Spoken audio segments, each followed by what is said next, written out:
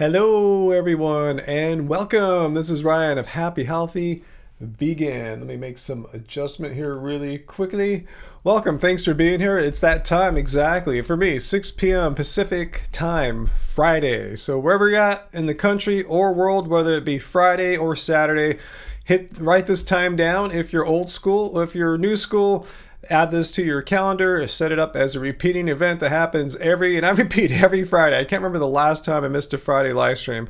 I remember on Angie's birthday, I was a little late. I think I started maybe half an hour, 45 minutes late. But yeah, come every Friday. And I already see a lot of our regulars here. Welcome, everyone. Welcome all our regulars, all our happy fam. That's all the people whose names are in green. At least it is for me. It probably is for most of you guys, and have those little medals or badges next to their names, little stars and stuff. So welcome, happy fam. Hello, Sarah. Hello, AJ. And Fumampu, I think you were first today. And Peter, I saw, what you said. You're gonna probably not be here the whole time to moderate, but no worries. I think I got it. And if so, I remember, I think it was AJ said she's ready to step in if necessary. And Uncle usually shows up, pretty promptly, unless he's got a big date or something like that. But what'd you say, Peter Saladino, saying more crap that vegans crave meat because he found vegan steaks in the grocery stores? Yeah, there's definitive proof. If you find some kind of plant-based meat in the grocery store, that's definitive proof that vegans want to eat the real dead animal flesh. Yeah, that makes so much airtight logic. Yeah, there's no logical problems with any of that kind of reasoning there. Yeah, he would get pass with flying colors, get an A+ in any basic Logic 101 class. Not anybody. Thanks, Peter. Let's see, what is going on, guys? How are y'all doing today? Man, why'd I trigger my Shlomo, Apple's digital voice assistant there? I don't know what I said, so if I triggered any of your phones there, I apologize. Saladino got bunked on international news. I mean, all he has to do is pretty much open up his mouth and make one of his many nonsensical claims. I'm sure he has a few that make sense, but the ones I get a hold of, the ones I respond to, are the many nonsensical ones. But I'll take a look, Peter. I don't make too many vids. I think, Peter, I'm going to make a video about that actress lady you sent me who went on Stephen Colbert and said she's no longer vegan. I flipped a coin almost, not literally, but this last week as far as which video I should make. Or the caveman vegan, which I ended up going with, or that actress lady being no longer vegan. So I think I'm going to do that next, because that's kind of my specialty. I'm responding to the no longer vegan claims that people make, why they could no longer be vegan, and see if they really make sense. Was there really some reason why someone couldn't be vegan? Or did they just decide to not be vegan any longer for whatever reasons? Or were maybe, perhaps in the case of many, they were just not vegan in the first place. They were trying to lose weight or help the environment or something like that. There's not a reason that included, or the primary reason being that they were against harming animals, animal cruelty and exploitation. Let's say, hey, JJ, Ryan, Sauce Stash just reviewed a vegan steak called Cubed, and he said it tastes exactly like brisket, huh? I don't even know what a brisket is. Is that some kind of steak or something? Shows you how much steak I was eating before that. So that's interesting to know, though, for people who were fans of brisket and thought they could never have anything remotely resembling brisket if they were to follow their ethical beliefs and eat a plant-based diet. So that's good to get. That is good news for any prior going vegan brisket fans out there.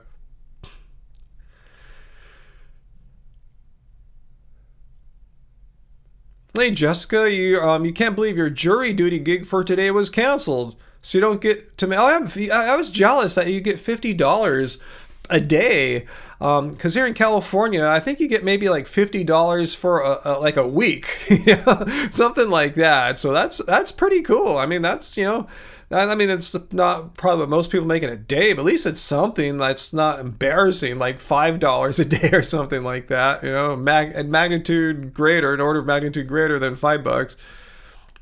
Yeah, Sarah, I'm like you too. Like, what is a brisket? I've heard that word before, Sarah, but yeah, I can't.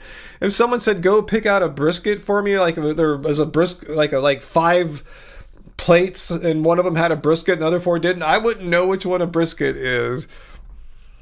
So yeah, therefore vegans crave steak, right? Vegans crave meat. Anyway, according to Saladino. I'm with you, Nav. Yeah, you can pry my tofu from my cold dead hands. Let's see. Fu Manpoo's talking to Lucy. You thought you might be implying vegans are all rich and only elites can afford tofu.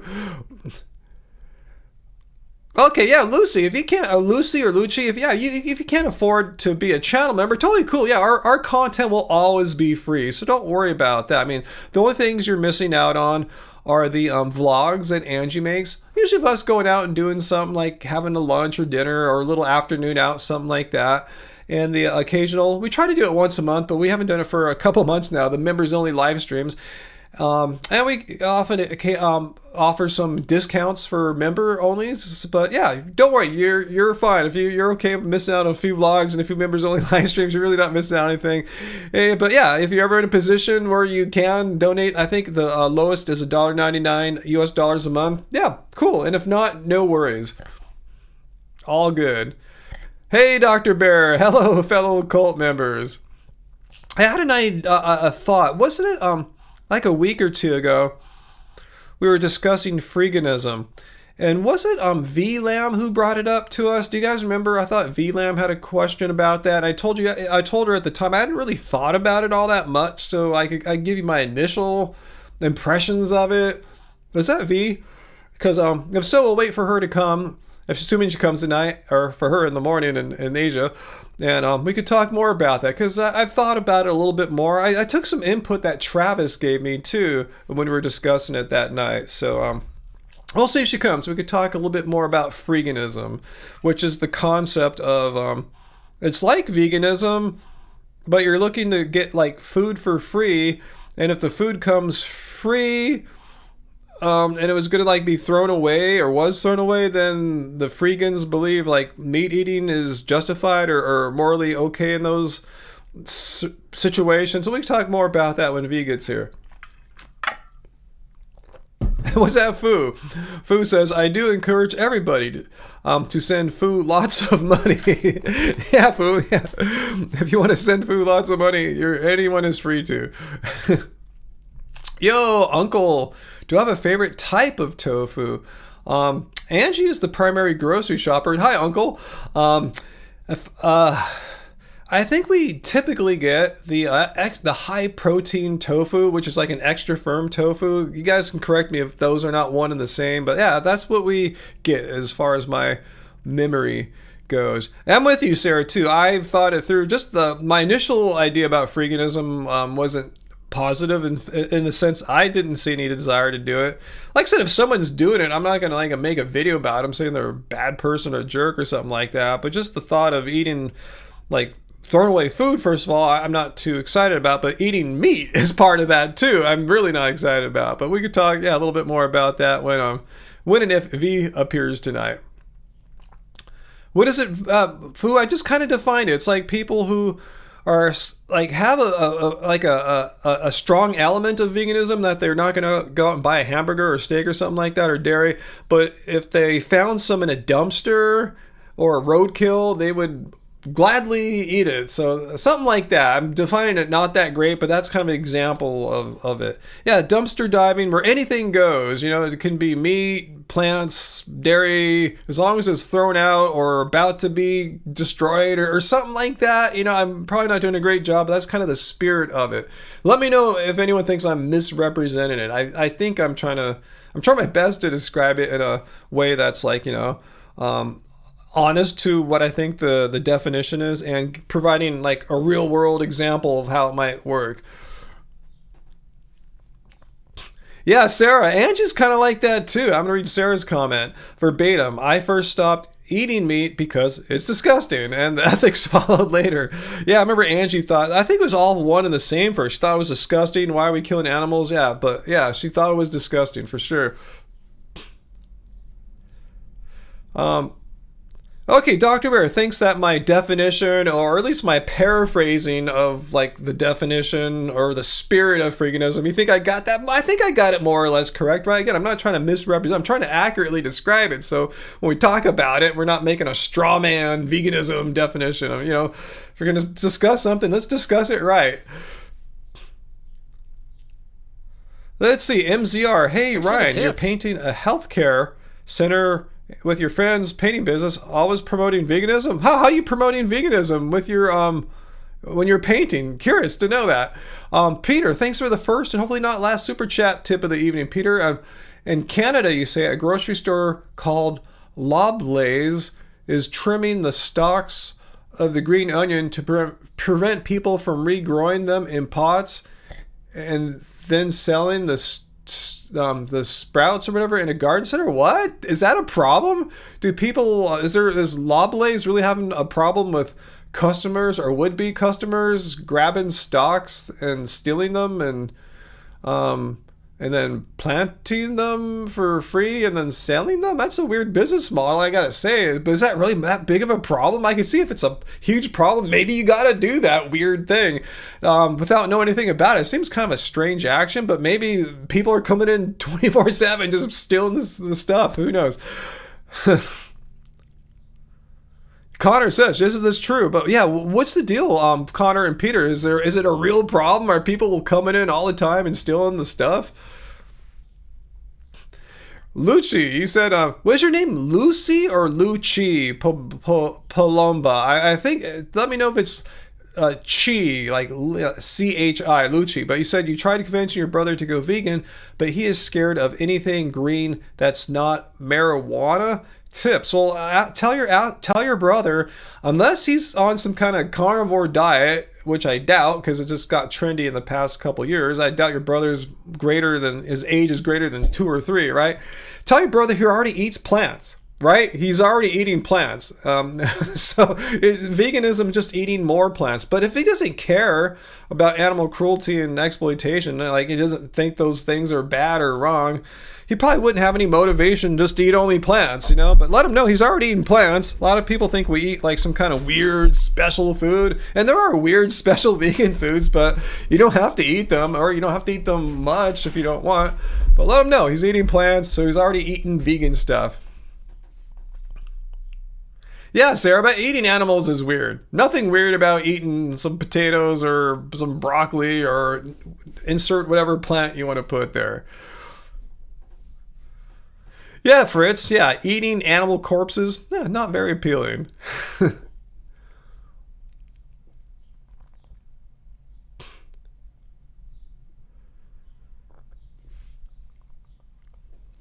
Yeah, and also, Lucci, you point out, yeah, he acts like there aren't plant seasonings on his animal flesh, you know? So, yeah, let him know he's already eating plants. It's not that weird to eat plants. It's weird to think he's not eating plants if he's already eating plants. Hey, Graven, people turn a blind eye to a lot of horrible things. Absolutely. Good to see you, Graven. All right, so what else you guys chatting about there? What's that, Bob? They planned an entire day to rob the supermarket blind of the onion stalks? Is that what you're saying? Do you know more? Are you from Canada, Bob? Just kind of curious.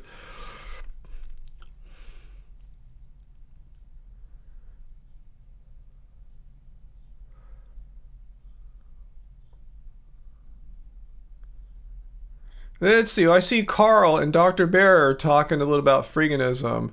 Let's see what Dr. Bear said to Carl. I missed what you said earlier, Carl, but Dr. Bear is saying at Carl, I'm not saying eating meat out of dumpster is advisable or something.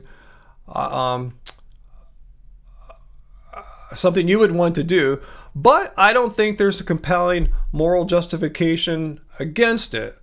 Yeah, I have some. I want to talk a little bit more about that, but I'm waiting for VLAM to come around because I have some concerns about the principle of freeganism. I think it could lead to some slippery slopes or some weird consequences. So I want to see what she thought. So we'll try to wait for V, and if she doesn't, we'll we'll get in, you know, we'll just talk about it on ourselves. Talk about it amongst ourselves. Yeah, you're absolutely right there, AJ. Why most people like their dead animals? Because they use some kind of plant. They use some tomato ketchup or some plant spice or something made out of plants to make their dead animal flesh more appealing than if it were just eaten au naturel. I'm sure some people do, especially carnivores. I only kill one animal a year and I eat only that. It's 3 meals a day, 365 days a year, and I don't put anything else on. Okay, cool, if that's what you do, but I'm talking about the vast majority, like 99.9% of meat eaters do try to enhance the flavors and taste of their dead animal bits with plants. Just saying, I'm not making a judgment there. I'm just stating a fact. Don't shoot the messenger for stating facts. Okay, Bob, so you're saying okay, you're Mexican? Really? Do you live in Mexico? Or are you just not just, but are you a Mexican who lives in the United States? But anyway, your name Bob Hill, assuming it's a real name, doesn't have a very Latin flavor, but doesn't have to. Way names work out through marriage and stuff, Anyway, but yeah, what you're describing there, Bob, is some kind of social media flash mob theft thing. It happens everywhere. You see, people trying to like run into a Target store and steal a bunch of crap or whatever. They organize on whatever, TikTok or whatever, and so in this case they organize to go to that Canadian grocery store and steal onion stalks. Bob Hill, the H is silent. Bob Ill. Well, that's good. Maybe that's what we should call Bob now. Bob Ill. What do you guys think of that name for Bob? Because according to Bob, that's how it's pronounced. So it's Bob Ill. I like that. If you guys like that, we will refer to Bob as Bob Ill from this day forward. What do you guys think? Fu Man Poo, is California really dying? No, I live here. I'm your person on the ground. I mean, every state has its issues and problems, and I'm not saying California's perfect, but I tell you, I'm trying to move somewhere else in the future, and California's super high on my list of where I'm going to end up, just in a different part. I could go somewhere that costs less, but I still like California so much. There's a pretty good chance I'll end up in a different place in California. Nice hair, thanks. I actually used a blow dryer on it today. Instead of letting it do its own thing, it has its own intentions, which run against how I like it. So I thought I'd just blow dry it today.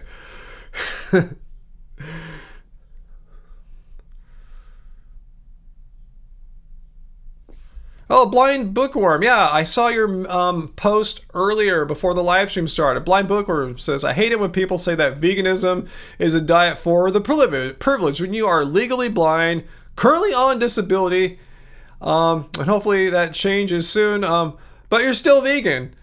Then that just shows people. Yeah, thanks for sharing that with us. It's I mean, a vegan diet can be really expensive if you intentionally believe that you need to like purchase like super expensive processed foods and anything. Any diet could be expensive or budget, depends on what you buy. But yeah, for the most part, the staples of what we eat are like described as peasant food: legumes and grains and potatoes.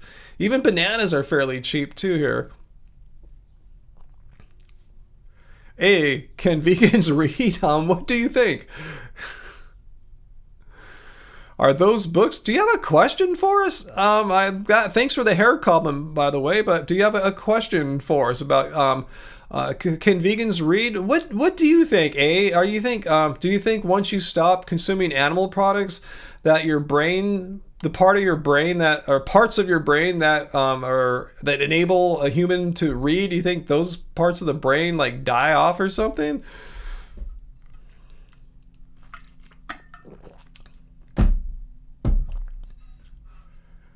Well, Graven, I didn't see what you said before that. Life is too long. Usually people say the opposite. But I guess it depends on the context of what you were saying there.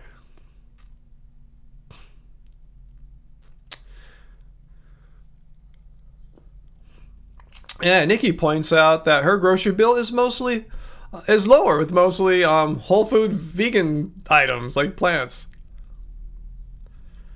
You don't think the hair comment was positive? All right, what else? You know, if why did people give a shit about my hair for? Like, what should I do? Like, what kind of haircut would please you, A? So, yeah, if A made a negative, I'm just kind of curious, A, since you seem to be like the fashion guru of YouTube live streams, give me your tip. What's your suggestion that what would you like for me to do with my hair? Just kind of curious, A. Just let me know, and I'll tell you if it's something that's something I'm cool with. All right.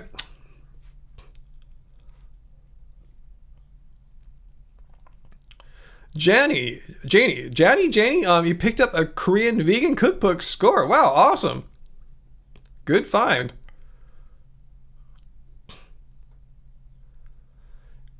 Hey, you're saying straight hair?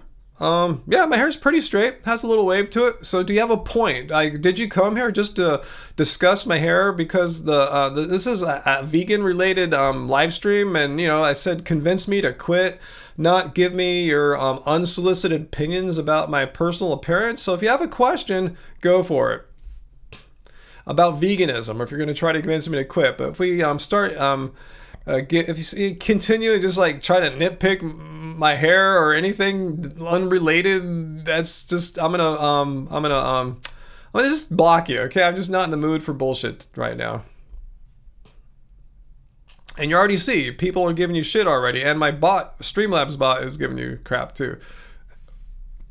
Johnny Pickles, hey, you might feel bitter if you ate a little more bit meat. And well, first of all, what makes you think I'm not feeling good? I mean, I'm just a little annoyed that A has come here to just like not just to say give me opinions on my appearance, stuff like that. But hey, Johnny Pickles, so what makes you think I'm not feeling good, and why do you think I should abandon my my ethical beliefs for absolutely no reason? I'm like healthy. Have you seen like my 6 or 7 or so blood test videos I put out throughout the decade? Plus I've had our YouTube channel. Like, let me know.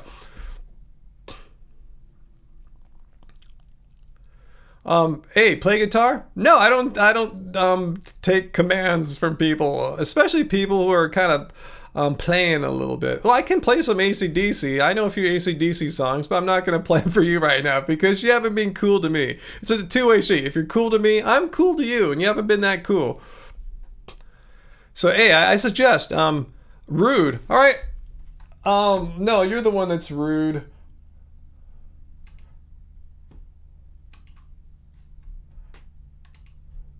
All right, A is gone for now. So thanks for coming, and bye-bye.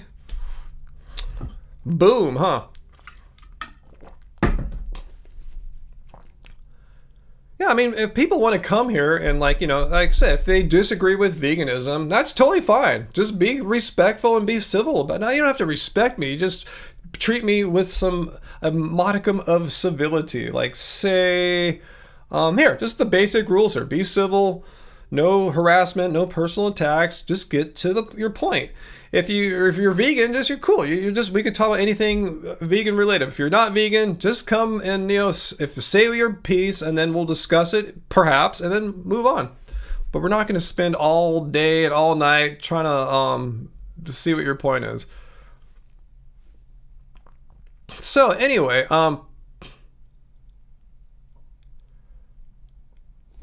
So I don't know, Graven, what his point was. Anyway, he's gone. I'm just tired of. He's asking just not related questions. Again, this is called, what's the title of my live stream? Right? Ask Vegan anything, convince me to quit. And just like talking about my appearance is not like the either of those are asking you to do here. Anyway, yeah, I mean, I can't help it. People don't like my hair. I see people all the time, guys, and I don't like their hair, but I don't tell them, hey, I don't like your hair.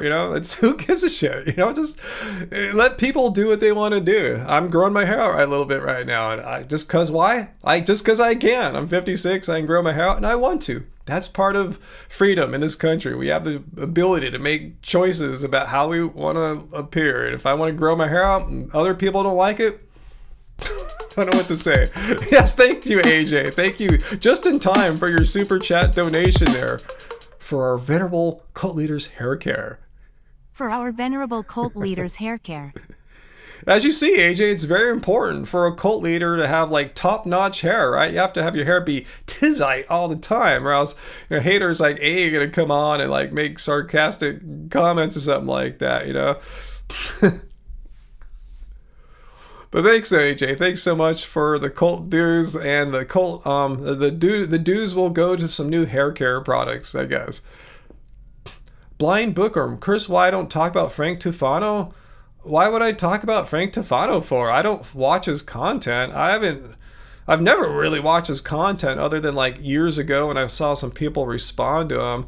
Is he doing something that I should talk about or something? Like, I'm just kind of curious. I'm not saying your suggestion is wrong or bad or something, like just so left field. Like, I don't think about guys like that. I don't watch content of anti-vegans. Or is he gone vegan now or something? I'm just saying I don't subscribe to, I don't click content of anti-vegans.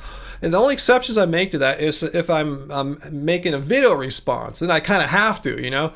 And then I'll just click it as little as I can, just one time, so I can get to the page and download the content, and that's it, you know? But I don't like, I don't get entertainment from watching people who say like just like complete just lies or misinformation about veganism or promoting eating tons of meat. That doesn't turn me on to see people talk about that. David's vegan. Hey, Ryan, hair's looking great if you may say so. Awesome. I mean, I wasn't really trying to make a big statement with my hair today, but apparently some people just can't, get over the fact that you can be 56 and vegan and grow your hair out, It can really happen, despite people like VD saying like 5 years ago, it was before COVID, like a couple years before COVID, that I was going bald and stuff. And here I am, 56, still got hair, can grow out. Joe Rogan, lost his hair in his 30s. He wasn't vegan, so that's why these dumb arguments, or not arguments, these dumb personal attacks about one's appearances are just completely pointless. Yeah, David's vegan. What I thought about Frank, I have to agree. I'm not going to read what you said there, David, but I agree with that sentiment. Yeah, I mean, that's why I don't make videos about dudes like that.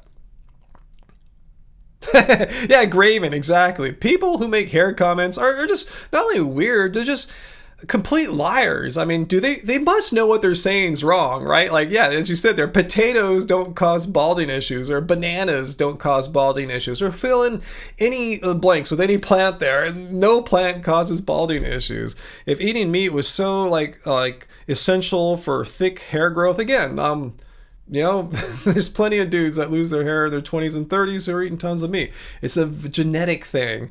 Yeah, diet can have an effect, especially if you're chronically under-eating. If you're starving yourself, male or female, you can lose hair. It typically grows back once you start eating again. But if we're talking about male pattern baldness, that's a genetic thing.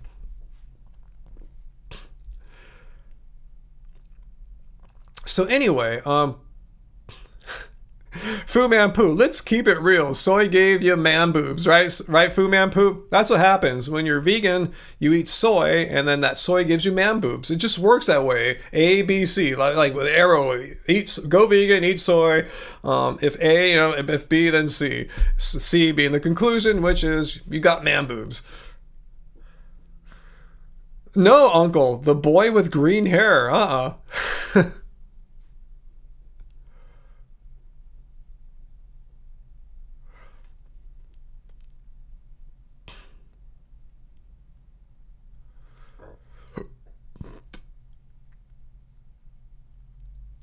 Wow, Joseph, near the end of the month will be your 7-year vegan anniversary. Awesome. And I assume you're doing all right? I never heard you complain about, oh my God, I went vegan for these like health and ethical reasons, but I'm just totally falling apart, but I'm sticking with it anyway, or something like that.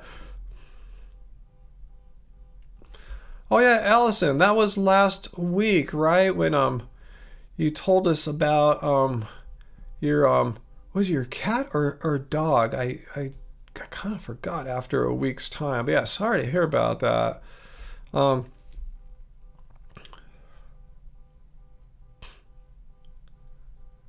What's that, sir? You cut out all hair color, nail polish, and makeup. Everything about 5 years ago. Awesome. Good for you.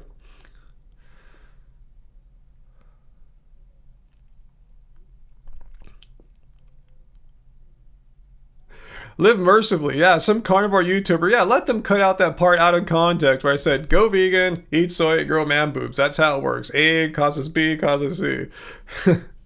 You too, AJ, since the pandemic. Awesome. Awesome, guys. But you can't do that, right? Because you'll have some person come up in the live stream and say, where's your makeup? Where's your nail stuff? You know, people are, we live in a free country here and we can make our own personal decisions about what we want to do or not do as far as our appearances go, hair length, hair color, lack of all the above. You know, you can do that here in a free country. It's funny how people are so easy or quick to like jump up and say all this stuff like, hey, what about freedom? What about freedom of choice? What about a person's freedom to choose what they want to do as far as if they want to grow their hair long or short or dye it or not?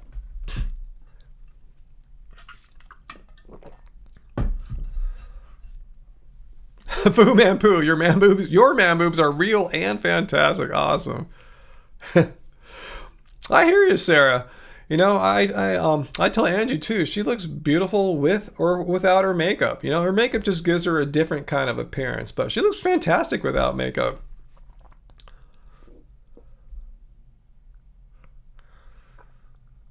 But yeah, she really puts it on when we're leaving the house. You know, just doesn't wake up and put on, we gotta go somewhere. You know, there's no point, she feels. And I agree with her. Yeah, she looks fine. Doesn't need to impress me. And I'm already impressed because I think she looks fantastic.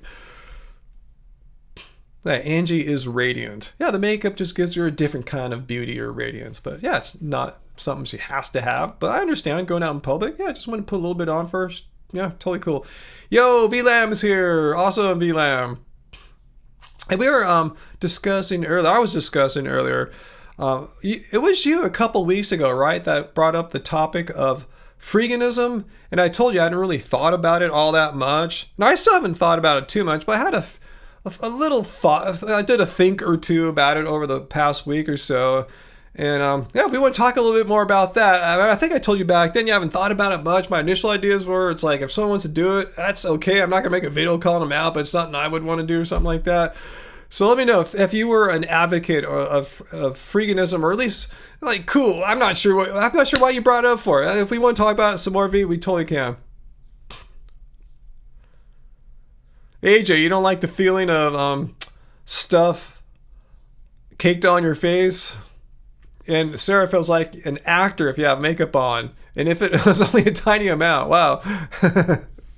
Yeah, but yeah, great point, Navia, too. But if you choose, if you personally enjoy it and you don't feel like, you know, caked up, or that's just it. What's awesome about living in a free country where we can make these decisions. It's not like some leaders have proclaimed no woman could wear makeup or all women must wear makeup. You know, whatever. We live in a free country, and yeah, follow your bliss. Do what pleases you the most.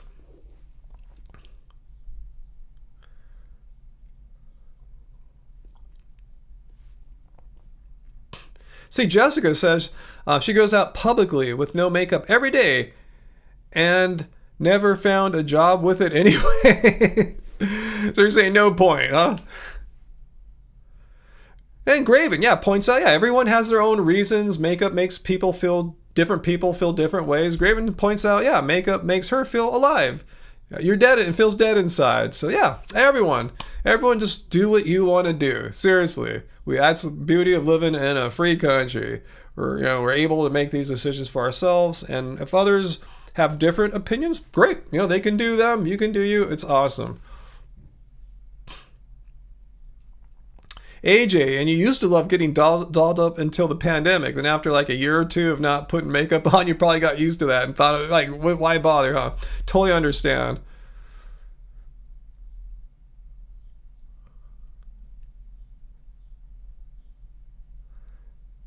Yeah, totally agree, Dr. Bear. That's what I'm saying there. Yeah, can we agree we shouldn't judge people whether they wear makeup, shave, etc., or not? Exactly. It doesn't affect anyone else. That's what we're saying here. Yeah, just let people in this the free countries that we all live in make their own decisions, because they're free to. We all should be able to like present ourselves how we want. If you want to have long hair, short hair, medium hair, makeup, no makeup, your choice, right? It's not harming anyone. It's your choice. But yeah, Carl, yeah, not all makeup is vegan. And from what I understand from Angie, it's not too difficult these days define makeup that wasn't tested on animals, and yeah, support them as opposed to the ones who don't give a crap. Uncle, accentuate the positive.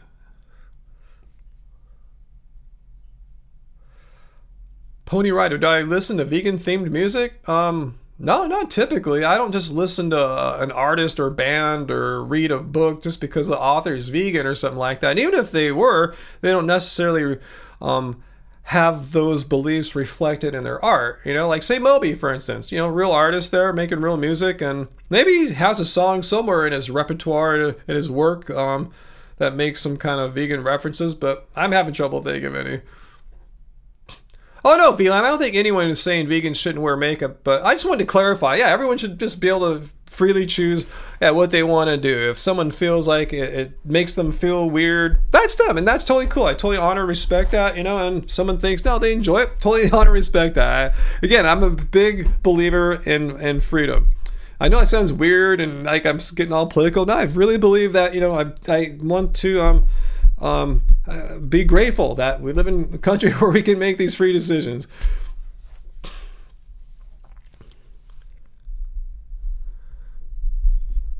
Okay, I live mercifully. Like I said, I wouldn't be surprised if Moby had a vegan song or two in his vast works that he's produced over several decades, you know. It's a really good vegan song. I can't think of the name at the moment, though. Awesome. Bob agrees with that. Yay for freedom. But Bob's the one that wants to ban books like Larry the Farting Leprechaun. So I'm not sure if we have the same sense of freedom, but we've already debated that, so we're not going to deal with that right now. Okay, the Moby song in question, Live Mercifully, you say, is A Simple Love by Moby. So check that out. Yeah, not that. I'm just saying, you're the one that wanted to ban Larry the Farting Leprechaun, not me. Anyway,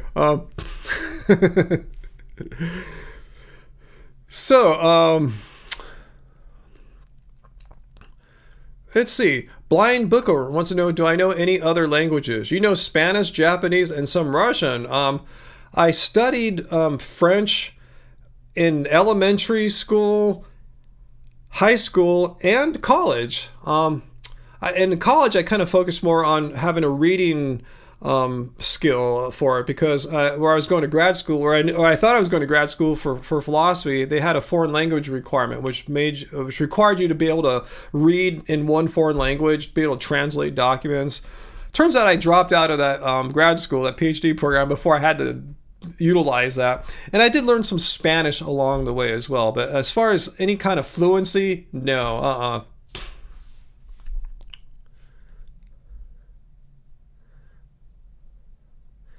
And as we get older, yeah, Dr. Bear points out there's something, this is a known fact, this is not me just BSing here, there's something about the way the human brain is designed or packaged, whatever, there's something about the human brain that makes it, when you're younger, your brain is like a sponge. You can learn languages like infinitely easier than as you get older and older and older. Once you're like my age, learning languages is extremely difficult. Impossible? No, but it's much easier to pick up a language, like say under the age of 10, under the age of 6, than it is when you're 60.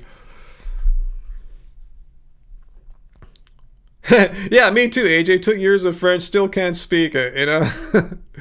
I mean, I could brush up on it. I have a lot of hours and semesters of French under my belt. I have my books too. I bet if I like immersed myself in the language for a few months and then traveled for a bit, it would come back slowly, but I wouldn't have any kind of fluency still. But there's still stuff in the back of my mind there. So VLAM, only English and Chinese for you, but you can count to 10 in Japanese and French. That's cool, but no, that doesn't count. But that's helpful. You never know when you need that to be able to count to 10 in a foreign language. Sarah, working in kitchens and warehouses taught you some very naughty Spanish. Awesome. I mean, basically, Sarah's a Californian like me, and who amongst us here in California, that's not a native Spanish speaker, who amongst us here hasn't acquired a few really naughty Spanish phrases? It'd be weird if you hadn't learned any. I think we all have a couple.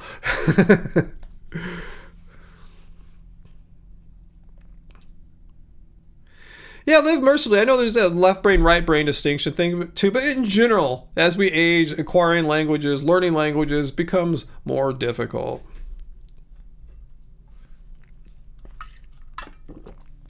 Graven, you could speak to the dead. Hey, you're a witch or something, right? Is that right? Because yeah, if still, you might have some ability to speak to the dead.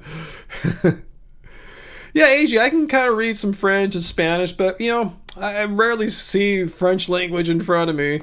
But sometimes I'll be watching something like a movie or something on TV or whatever. I hear a few French phrases. Go, I know what that is. You know, something that a regular American wouldn't be aware of. You know, I understand a few things. But yeah, I don't speak French or Spanish. No, we're not going to get into any naughty phrases here right now. No, I don't want to be disrespectful. I don't want to say anything naughty. If I'm not going to say it in my language, my native language, I'm definitely not going to say it in a foreign language. But I'm saying, just keeping it equal here.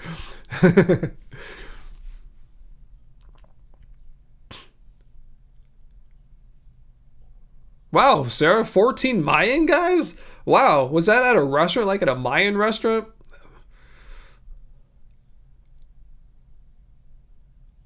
That's cool, Sarah. Graven, yeah, speaking pug. Yeah, very good skill to have there. Speaking the language of our pets. Very handy skill to have. Question is, can you think in another language? I was kind of a little bit for a while, many decades back when I was studying these. I was trying to immerse myself in these languages as best I could back then, but it was hard. We didn't have the internet. We didn't have all these audiobooks and all these movies just at our fingertips, clicks away. You know, it was harder back then. But when I was really trying to learn French and Spanish, there were times when I was kind of thinking in those languages just primitively. That's how you get fluent, though, hearing, seeing, being in the language all the time. Let's see, AJ, there's a 20-something American guy on YouTube who speaks fluent Chinese. Wow. He went to college in Beijing. Okay. He fooled a Chinese drive-through person until he drove up to her window. I've seen some of these videos before. Like, yeah, people like white dudes tricking like people in China about their ability to speak the language. You probably saw something like that. I haven't seen that come up in my feed for a while, but I think I know what you're talking about. Stuff like that. Wow, Sarah, your grandfather spoke 5 dialects of Chinese? Holy cow. When the dementia took over, he would scream at you in Chinese? Wow, okay, this leads me to the follow-up question.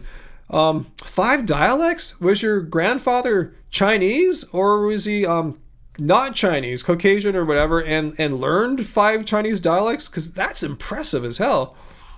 Even for a Chinese person to know 5 different dialects. Good bet, Nikki. Yeah, good point. Yeah, Streamlabs probably won't detect foul language in other languages. Probably not.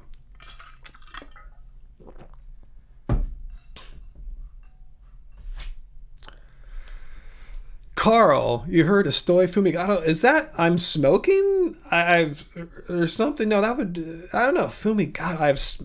Okay, maybe I'm thinking of Fumar, but again, it's been a while. I don't think in Spanish that often.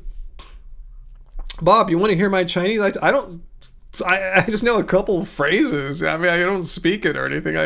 I couldn't even order in a restaurant or something like that. I've ordered before in speaking Spanish in Mexico. I've ordered food, but there's no way possible I could go to a Chinese restaurant and order in Chinese. Just there's no way.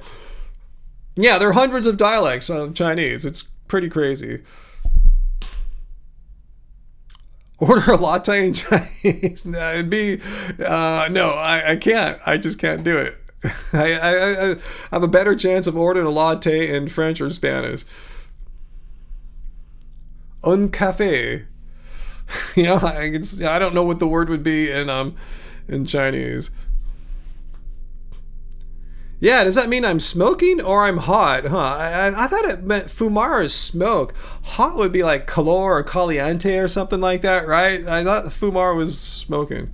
Yeah, Mandarin's the most common. That's one, I guess, good thing you could say the Communist Party did is to just have a since there's 200 dialects, it's easier to unify a nation if there's one main dialect. Not to say those other dialects don't exist anymore, but Mandarin's the primary dialect now. But yeah, I forgot. Bob Il is Mexican, so he knows his Spanish. Chinese rap is really cool. I like Korean rap the best. I've heard some Chinese rap before, though.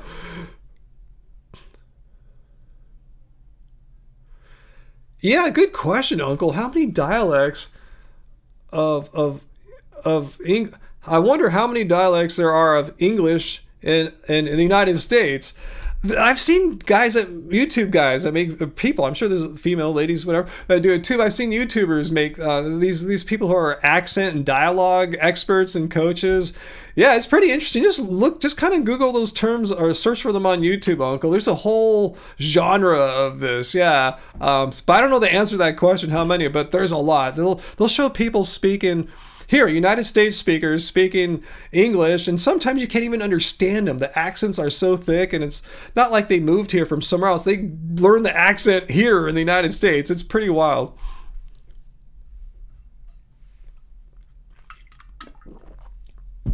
Yeah, I've heard some French rap that I like too before. But anyway, okay, I was right. Fumar means to smoke. See, I know a little bit, just growing up in the West Coast and in California, you should pick up some. I studied it a little bit too. Wow, that's impressive, Bob. 8 months, learn Mandarin. Must be a lot younger than I am. And some people are just more skilled or adept, I should say, just at acquiring languages than others. Some people are, just more gifted at that. Not everyone learns languages at the same rate. Hang on, I'm fixing something here. All right, alrighty. Well, yeah, but how in that 8 months? I'm kind of with you, Lucci. Like, how fluent was how much did you couldn't study in language for 8 months, immerse yourselves? The question is how fluent would you be in that 8 months? I mean, did you acquire fluency in 8 months? Well, that's really effing impressive. Fu Manchu, I speak jive. Yeah, Airplane, the movie Airplane. Check that out. Yeah, it's a pretty wild scene.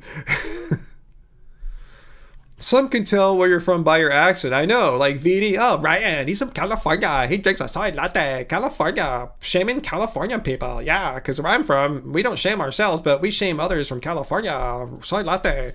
Yeah. Well, he got a job at a Chinese hair salon in New York City, and he spoke Chinese or Mandarin. The soy latte. That's what we do here. If you're in California, you get issued your soy latte, basically. I think she's trying to just imply I'm some privileged Californian, because everyone in California, we're rich because we're so lucky to live in this beautiful, wonderful state. So we're all rich here. We're just sitting around drinking soy lattes all day. I think that's the implicit shame that's going on there. I don't drink soy lattes. I drink almond milk. No, oat milk lattes. Oat milk lattes. I have some almond milk, chocolate milk, but no, I drink oat milk lattes.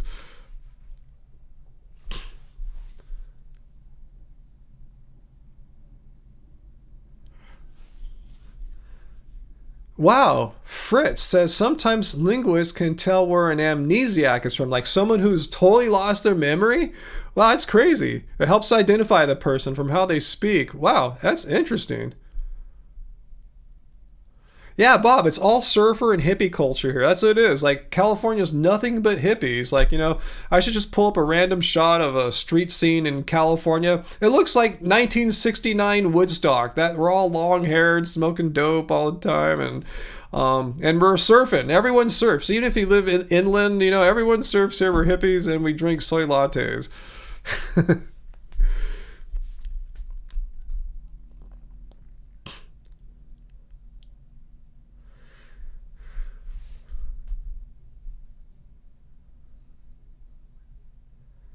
Yeah, sure. I see where people talking about seed oils, which I see there's the carnivore people trying to say that's what's killing people. That's what's putting people in the grave, not heart attacks from high cholesterol or diabetes, strokes. No, it's seed oil. So you're saying you don't use oil in your house? Yeah, we don't either. I sometimes use an avocado oil when I make popcorn just to coat the pan. But yeah, What are you gonna say though? Yeah, some sneaks in when you go to restaurants, right? You can't expect like restaurants to have our particular everyone's dietary preferences covered.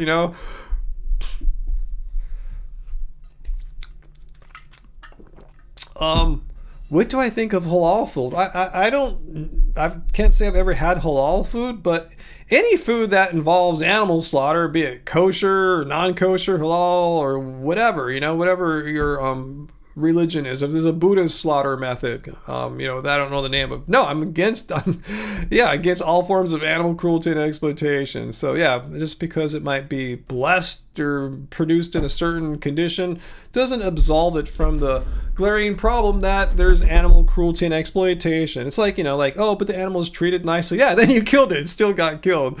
Still got exploited. So anyway.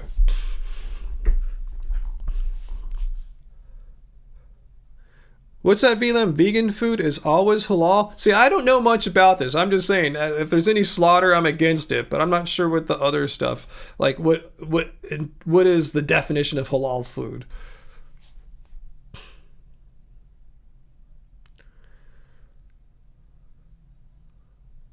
Okay, Nikki. Hey, Nikki, a couple people at work tell you you're privileged because you bring homemade lunches instead of frozen dinners or fast food. What? Isn't it usually less expensive to bring homemade meals? It costs money to buy food out, right? When you go to a restaurant or fast food, I mean, how is that privileged? That's like budget. That's, if you're not saying you are, but if a person's really trying to get by on the smallest budget possible, you don't have money in your budget to eat out, right? So you make your own food at home. How is that privileged to be thrifty, to be that's a head scratcher there, Nikki. You should ask him, what the hell are you talking about? How can you afford to go out all the time? That's more expensive than bring your food home.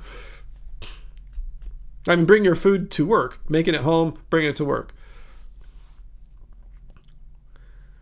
What's that, Jenna? Even people who are deathly afraid of sharks are surfing. Are we talking about California still here? I mean, yeah, there's sharks, but it's not like a huge problem. It's not like surfers get attacked on a yearly basis or anything like that. It does happen once in a while. And there are places along the California coast that are known to be more sharky than others. I mean, there's an area off the northern and central California coast that surfers and divers jokingly or seriously refer to it as the Red Triangle. It's like a triangle on a map that goes up to the San Francisco Bay Area down to towards south of Santa Cruz. It's just a known breeding area for, I think, great white sharks. So I'm not saying, but a lot of people surf there. I'm just saying, if you're surfing outside the Red Triangle, your chances of having shark encounters decrease greatly.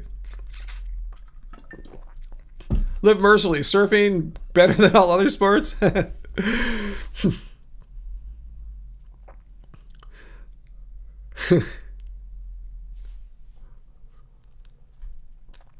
Yeah, Fritz. Yeah, back with Nikki's comment. That's odd. It's more expensive to buy prepared meals. How's that privileged? Maybe Nikki. Maybe they think you're privileged because you have the time to prepare these meals at home. And there's two kinds of costs. There's economic costs, so the money it costs to make something happen, and then there's the time costs, opportunity costs. So maybe they think you're privileged, like, wow, you must have tons of free time if you can every day bring your own home prepared meals. Wow, you must have so much time. You live a privileged life. Maybe that sense of privilege, Nikki, is what they're referring to. What do you think? What do you think, Nikki? That's the only thing that makes any sense to me. Not to say they're justified in that, but maybe that's what they're thinking.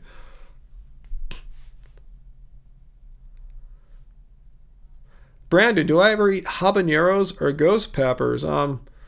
Ghost peppers, I don't think so. Yeah, and occasionally I'll have a habanero or two. Yeah, gotta eat them slowly. Ken Sherman, do I miss the long hair?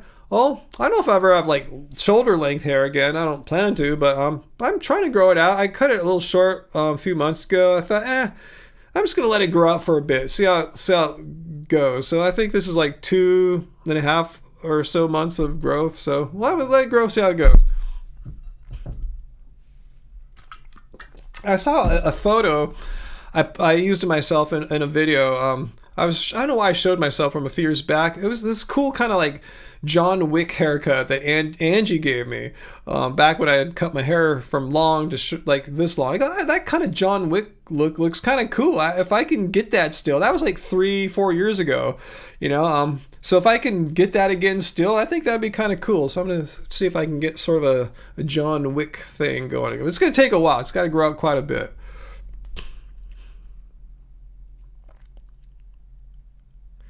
Wow, Sarah, I didn't know you keep 25 hot sauces in your fridge right now. I think we have one or two. That's impressive.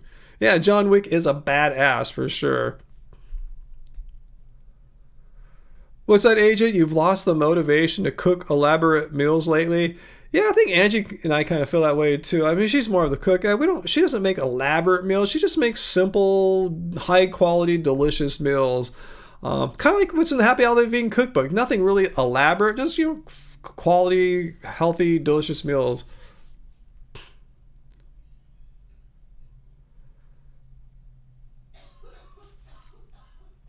What's that, Lucci? Maybe get an undercut and wear a thick eyeliner and wear all black clothes to surprise Angie? No, I'm not going to do that.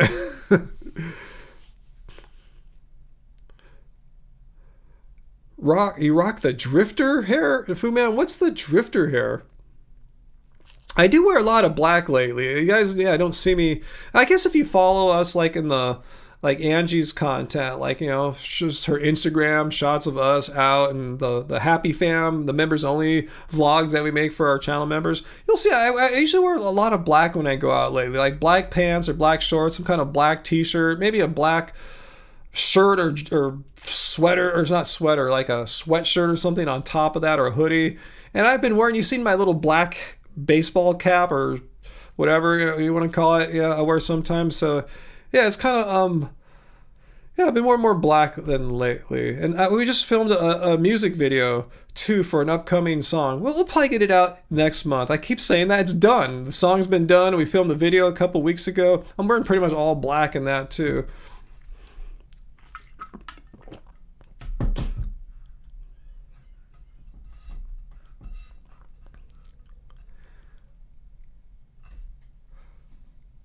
Wow, that's cool. Dr. Bear, Mr. Bear does most of the cooking. Awesome. He's making a pasta salad with vegan feta right now. That sounds damn good, Dr. Bear.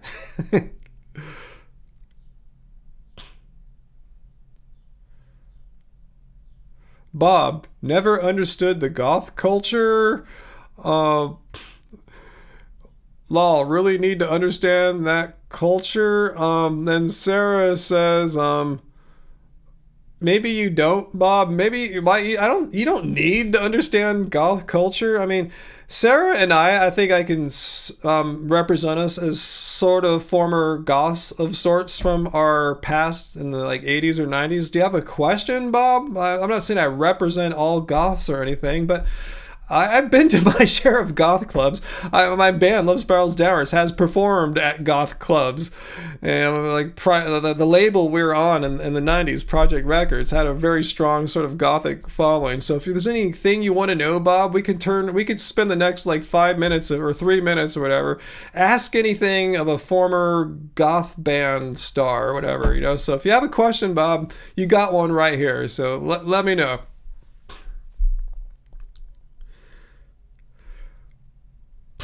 World Fest. Yeah, you're talking about that. Yeah. Yeah, no, it's not my thing anymore. I did all that back then. I don't need to see the bands now, like 30 years later, and we're older, the bands are older. I'm cool. I just got some tickets to see some Korean bands this week. I got them this week for like later on in the year, but yeah, I'm cool. I like the new stuff I'm listening to. Not to say I discarded all my old influences. Our new video is very gothy. In fact, I'm wearing a shirt from the Project Festival, my old label's show that we played on, in front of a huge goth crowd. I still have my goth thing, but I just don't listen too much anymore. Bob, you want to understand the culture. It always felt unfriendly. Well, if you were an outsider, there's often a distrust that many goths have of non-goths, just because there's so much. What's the word I'm looking for? Like like discrimination or people often react weird to goths. So goths are often kind of on guard a little bit because of that. It's kind of like being vegan. A lot of people are really hostile to vegans. So a lot of vegans, you might, it's not all, it's, some might just be kind of a little guarded and stuff, so it's kind of like that. It's kind of like not trusting non-goths until they have been proven to not be bigoted. It's kind of like that, Bob. I think that's probably what you experienced there. If you weren't wearing the clothes, they kind of see you as not one of them. But it's not like goths only like other goths or other people wearing dark clothes or whatever. You just have to. They just have to be shown that you're not a jerk or something like that. It's kind of like that.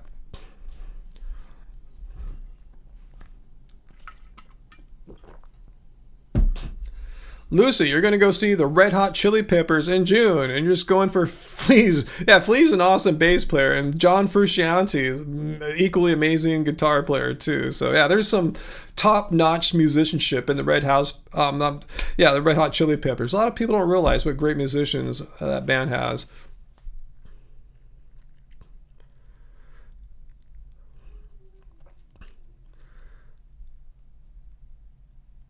And you still prefer holding lighters up over phones at shows? Awesome.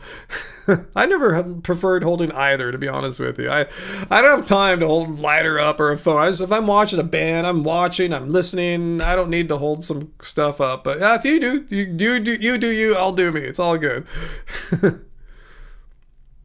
Flea got you into bass. Awesome.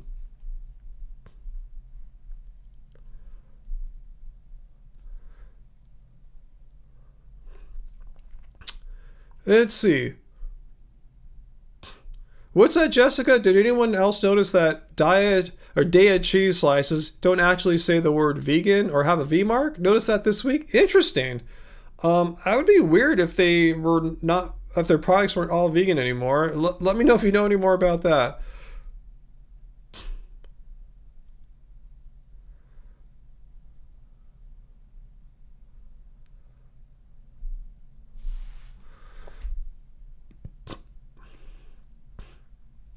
Wow, Sarah first saw the Chili Peppers in 1988. I think Angie saw them around then too or something. Let's see, Bob, you were always concerned that the Goths were planning some sort of surprise attack. Well, let me rest. No, I'll just tell you. I can say with pretty much 100% certainty, Goths are not some kind of like terrorist group or something like that. I've been in goth circles and clubs, like I tell you, a lot, in the 80s and 90s and a little bit in the early 2000s. No, they're not into violence. They don't attack people or set bombs off. You probably just felt a little nervous just because they look a little different, and you may have given them a weird look, and they may have just not liked that and thought you were kind of weird too. It goes like that. I said, if they can be shown that you're cool, they'll be cool to you. But without that introduction, they'll probably look at you with some distrust. Just saying. Not to say it's a bad thing. It's more of a defense mechanism. Hey, Dr. Bear. Okay, I mentioned that earlier, that I feel that the concept of freeganism can lead to a slippery slope or something like that. Could I elaborate? Yeah, for sure, Dr. Bear. Yeah. This isn't my independent idea. It was kind of based on something that Travis... are you here, Travis? I saw you earlier there, Travis. But let me just give it to, first of all, for people who are joining. Yeah, Uncle, South Park Goths. I love the Goths on South Park. They're totally awesome. Matt and Trey nailed it on that. I love it when they're burning down Hot Topic. That's one of my favorite episodes. They're fighting with the vampires. It's totally awesome. But anyway, the wannabe vampire kids. Freeganism, let's again, is loosely defined as a concept of like people who have some sort of vegan belief system, but feel that if they find food, whether it's plants or animal bits that were thrown out, then the moral problems of the meat are kind of gone because it was going to be trashed anyway. Something like that. I'm trying to define it as honestly and as strongly as I can. Here's the problem with that. If you believe, let's just work out with that principle of freeganism that absolves them from like the guilt and not the guilt, but the ethical issues. It's that here's it, and tell me if you think I'm wrong, guys, on this. What's the principle that they're using here? I think the principle is like this: like if the food was going to go to waste, like it would be thrown away or otherwise something like that, it would go to waste or be thrown away, then it's okay to eat it, right? The meat. Is that kind of like the principle at work? It's like an if-then. If the food were going to go to waste or be thrown out, then might as well eat it, right? Because it'll be tossed out. Do you think that's an accurate portrayal or description, I should say, of the principle at play in freeganism? Okay, you think it's an accurate definition, Dr. Bear. Awesome. But what do you think? Do you think that's the principle at work that makes freeganism seem like a fine concept in people's minds? Because I want to be honest. I don't want to make a principle that's like a straw man. I'm trying to understand it as best as I can. Okay, you think that, okay, Dr. Bear, you agree too that you think it's reasonable to say that principle is part of freeganism. Okay, so again, let me restate that principle of freeganism that Dr. Bear agrees seems like a reasonable portrayal of the principle, is that if the food in question was going to anyway be discarded or thrown out or go to waste, then you can eat it because the immorality is not a problem because it was going to get tossed anyway. Here's my kind of slippery slope with that, is that what's to stop someone from just like hanging out with their meat-eating friends and just say, hey, when you're done, if you have leftovers, just give them to me. You know, you could be at their house or at a restaurant. It just seems kind of a slippery slope to like, I'm not going to eat any food. I'm just going to sit around and wait for you guys to finish. And, you know, you're just going to eat their leftovers. Because I'm saying, like, you know, kind of the beautiful picture that freeganism tries to paint is like dumpster diving food that restaurants and others have thrown out. But your friends can throw stuff out. Your brother can not finish his burger, right? And say, oh, you didn't finish your burger? Well, I'll eat it for you then. That's kind of the issue I have with the slippery slope, meaning that you could pretty much eat meat every day, right? You could have animal products every day. Just wait for your friend or your brother, or your mom or sister, or whatever, to not finish their plate, assuming they don't clean their plate off, and just eat their meat, right? It just seems like a weird, well, as long as they don't eat it, as long as they leave it on the plate, who's to say, you know, it would just be tossed, you know, so I'm going to eat it. That's seems kind of, I can't say that what's wrong about that, other than it just seems wrong. It just doesn't seem like the spirit of veganism. So maybe freeganism really is very different from veganism in my mind. But anyway, what do you think?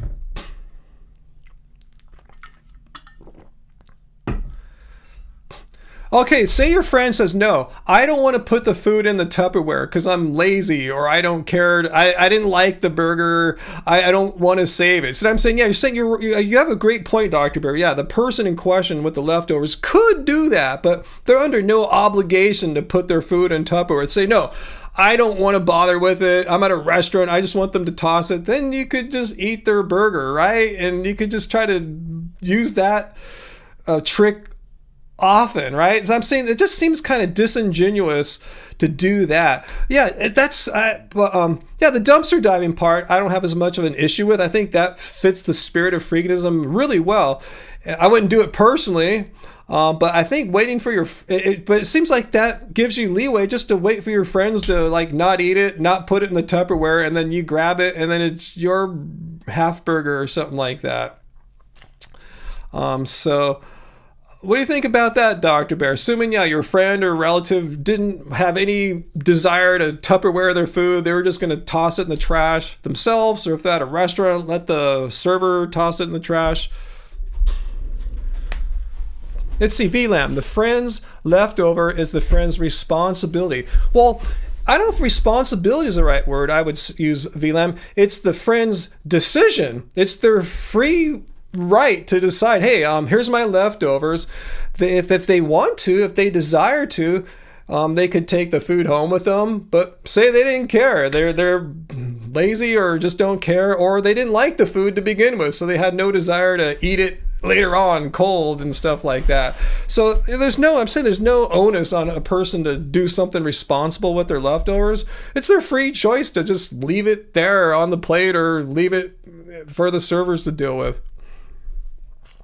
So Bob brings up a good point, because Bob says, I want to see the first vegan that eats only meat. So what I'm saying is, it leaves open, if you believe, because the thing is, Bob, freeganism isn't veganism, but you could be a freegan and eat meat all day, like 3 meals a day. Hell, in theory, if you practice it in a certain way, you could be a freegan carnivore. Seriously, you could just, I'm just saying, just pull the meat out of your friends' burgers and just eat their steaks and burgers and stuff. In theory, it leaves open that it's not logically impossible to be a freegan and carnivore.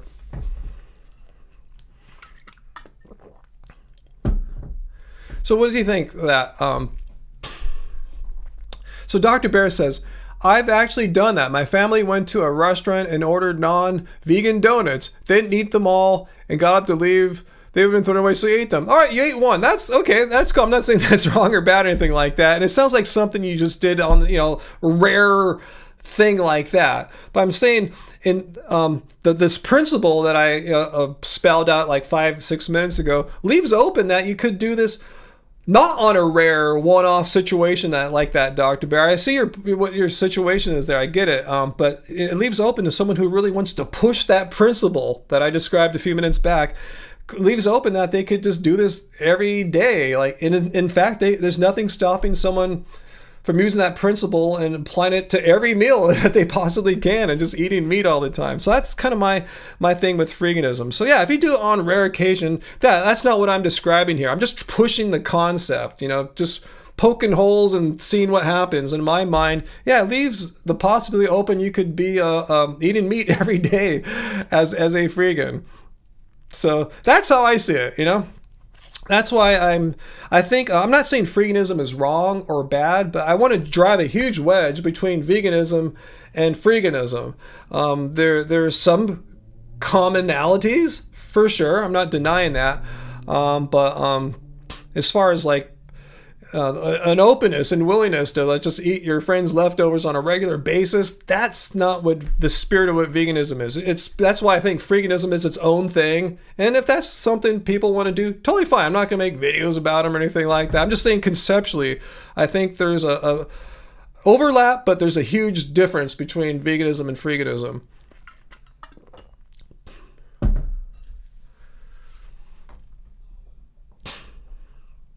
Okay, Yapano Stim brings their perspective here for him or her. I'm not sure which is it, Apamo. It doesn't matter. If there is cocaine on a nightclub table, and that's kind of your analogy to like a piece of meat, right? You're not going to inhale it or eat it, and you're not going to regret, well, it's going to waste, let it go into the garbage. That's how to look at it too. Like people like me and Sarah who are like repulsed by the sight of meat, just because we haven't had it for so long and we know how that meat was produced. There's so many reasons not to want to eat meat. We don't crave it in any way, like unlike Paul Saladino's assertions there.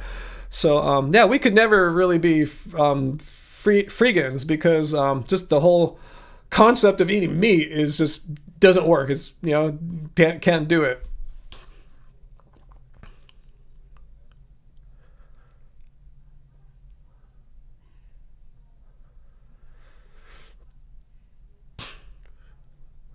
Yeah, live mercifully, right? Yeah, you kind of summed it up. I'm saying if pushed all the way, the principle that that defines what freeganism is, when pushed all the way, could lead to be an excuse to eat animals. Not saying in all cases it is. I'm saying when pushed to its extreme, to its logical extreme, it can be used as a justification to eat animals for every meal.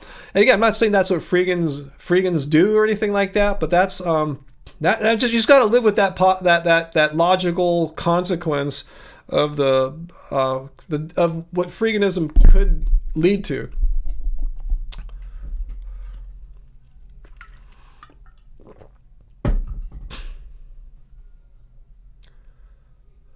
Yeah, Dr. Bear, I'm not like saying anything bad about your situation. So don't misunderstand me at all there or anything. I'm just saying when pushed to its extreme, which you are not doing, right? You bring up this one example of one time. I totally get it. Not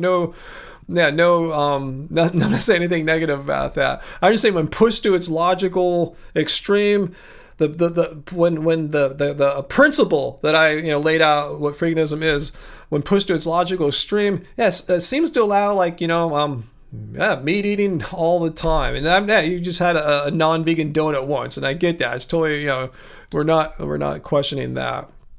We're talking about pushing the concept, pushing the principle to its furthest, which would allow meat-eating vegans, basically. Jesse, Desert Island, you want to go?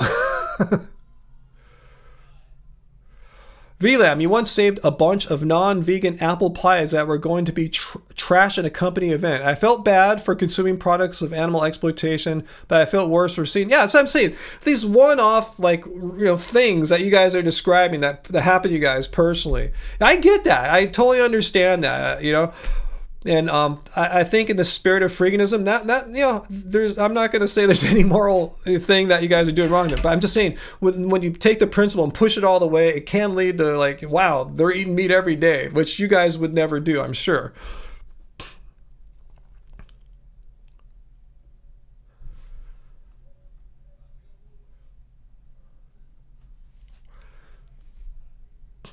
Yeah, see, I'd say we're getting some nice, healthy disagreement, which I think is fine. We should be able to discuss these, borderline concepts without fighting, and that shows we have a very mature, what was the word I'm looking for? Just thoughtful group of people here that we can have a discussion.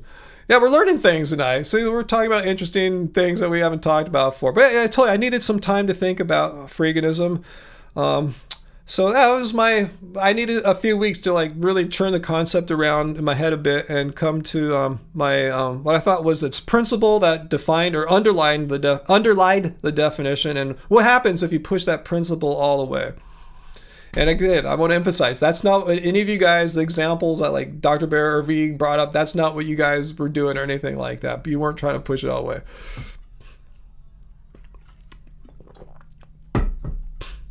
Yeah, Dr. Bear, agreed. I think I'm reading Dr. Bear here. I think we've cultivated a thoughtful community that can have healthy disagreements. See, isn't that awesome? Seems like in the United States, everything's been so politicized, everything's been so divisive. It's like an us or them. Hey, either on board with how I do things or my group does things. If you're not 100% in agreement with all the stuff that we say we're about, you're against us, right? I don't like that kind of divisiveness. I think we should be able to have healthy discussions like this to really just think these concepts through and see where we stand with them. I'm not going to tell you guys what to do. You're all independent free thinkers living in free countries. You guys can do as you please. I just giving you my thoughts of my thoughts on the subject, the principle that underlies the definition of freeganism, and what happens when you push the principle to its logical extreme.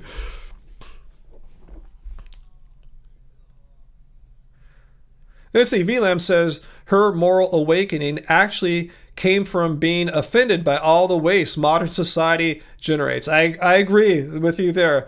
It's saddening and horrifying to see how much waste our modern world is producing. Just no farting books for Bob. Bob's totally cool with 100% freedom, but when no books in school libraries that have as its protagonist a flatulent leprechaun. That's where Bob draws the line there. So yeah, well, it's good to know where people draw the line. Everyone has their line at a different spot, and that's where Bob draws the line on freedom. So that's cool. I respect that, I guess.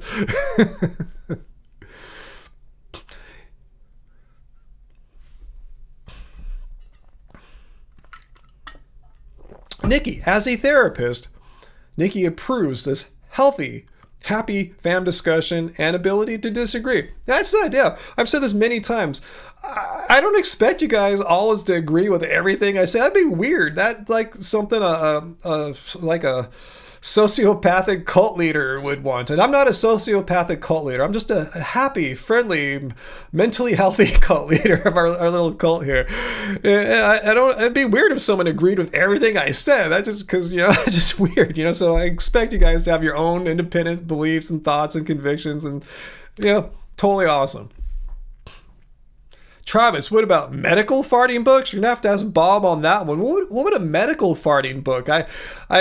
We played a little bit, an excerpt of that leprechaun farting child's book. What would a medical farting book look like? That sounds kind of interesting. Like a book, like on the biology of how flatulence occurs, some kind of technical discussion and analysis, something like that.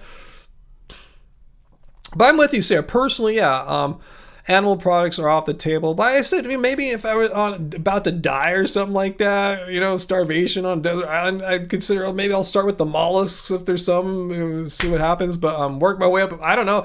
You might eat a person even. I'm sure the people in the Donner Party, Google that if you never heard of it before, when they all set out on their fateful adventure westward to California, and they left a little too late and the storms came a little too early.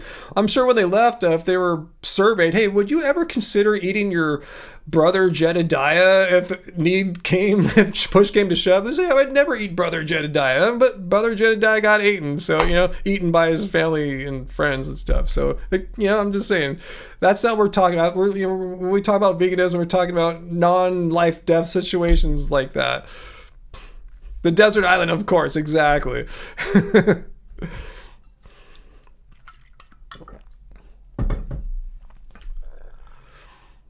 Not Navia. Does it have bananas? Does what have bananas?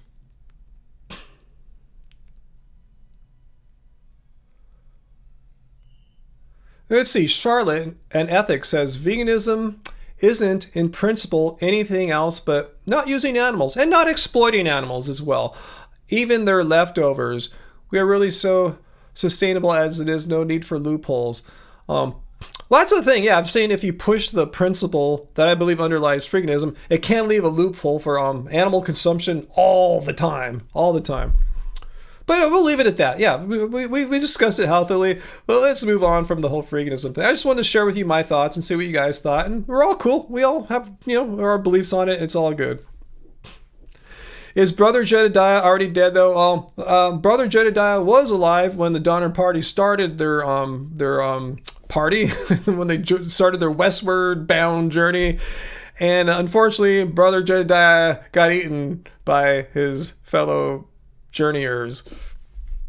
But I tell you, I'm sure when they all were leaving Missouri or whatever and asked, hey, would you ever eat Brother Jedediah? No way we'd ever eat Brother Jedediah. But, things happen. Shit happens, as they say.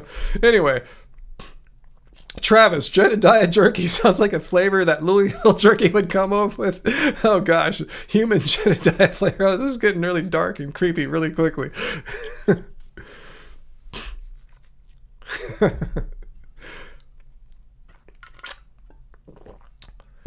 Wow, Lucci, you personally find it sad that it took psychedelic mushrooms to realize eating animal products and byproducts is wrong. Wow.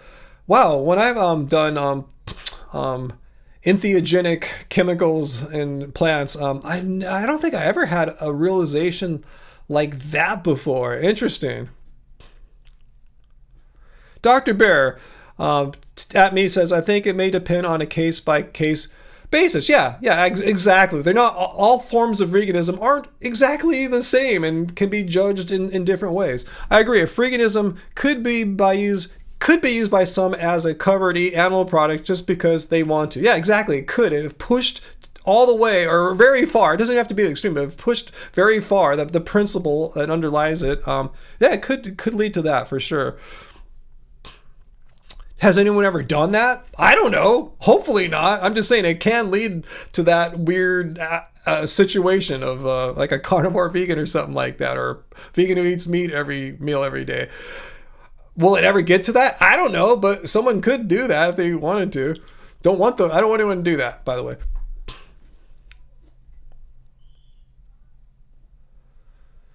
Six, it's confusing when people who call themselves vegan are okay with eating food that isn't vegan rather than thrown away. Well, yeah, that's why freeganism is a similar but, not the same belief system or concept. Yeah, again, some of us have done it on rare occasion, one-off things. I get that. You're still vegan, you know? But yeah, people that think that that's every day you could do something like that, that's a whole different matter.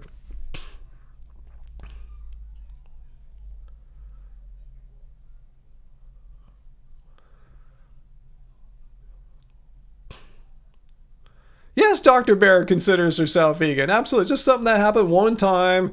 But, you know, bottom line is Dr. Bear, I know, I've seen Dr. Bear on here for years. He's against animal cruelty and exploitation. So please, no one try to like shame her or guilt her for something that she admitted here freely and doesn't want to face any kind of like, what's the word I'm looking for? Just any kind of, negativity for being open and honest here.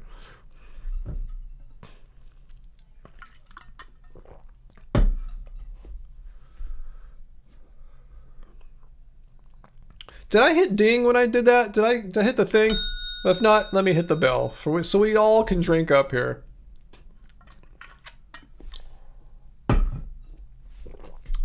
Again, I don't want to see anyone shame anyone who shared anything about a freeganism episode. It's like a sole singular event that happened one time. Please, none of that.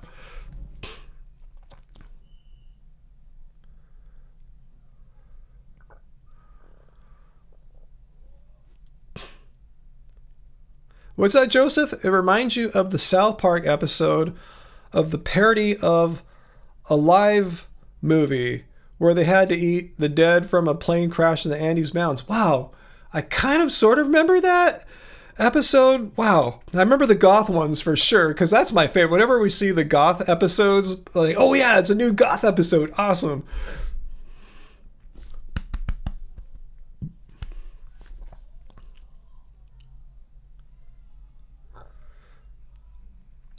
Six, please don't press Dr. Bear on anything here. I mean, she can answer it if she wants to, but please don't press someone. But yes, I answered yes, she's vegan. So please don't press her. But how do you? It's just something that happened. It was a singular event. So please, no inquisition of sorts. Yeah, no, there's been more than one sort of like either like a plane crash in the Andes or a Donner Party stranded in the Sierra Nevada mountains. Yeah. Thank you, Fritz. Let's not harass our community members here.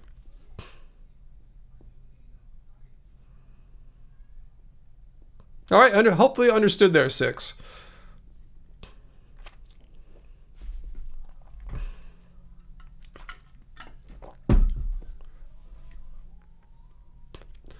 Yeah, nobody expects the vegan inquisition. Yeah. Yeah, Dr. Bear says, yes, it's something that only happened once. It's not like every time I see my family, I wait for them to throw an animal product you can eat it. Exactly, yeah. Bob Hill, being grossed out by meat has nothing to do with vegan anyways. Yeah, it's not part of the... You're right, Bob. You finally got something right. I'm going to hand it to Bob. High five, Bob Ill, finally here. Yeah, veganism is a stance against animal cruelty and exploitation.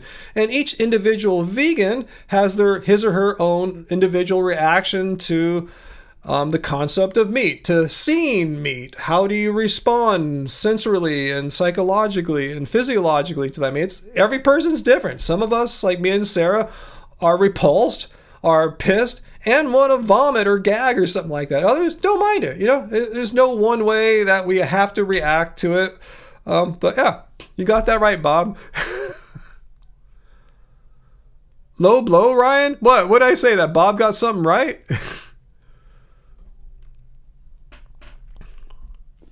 What was the low blow, Lucci? Bob knows I'm being sarcastic, if that's what you're talking about. He's gotten maybe 3 or 4 things right in his year or so with us here.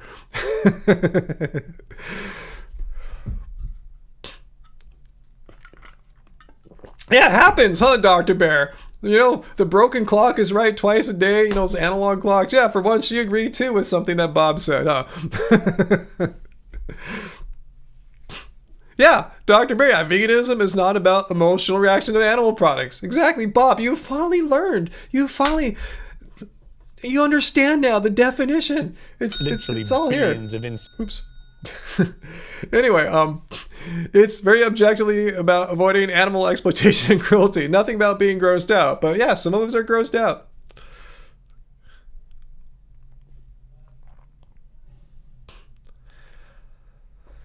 Six, I asked you very politely and kindly here to not harass our community here at Six. I'm putting you in a timeout. Just let you know, I'm not mad at you. I'm just letting you know I asked you, I think several times, to not do some kind of vegan inquisition on something that happened to Dr. Bear one time.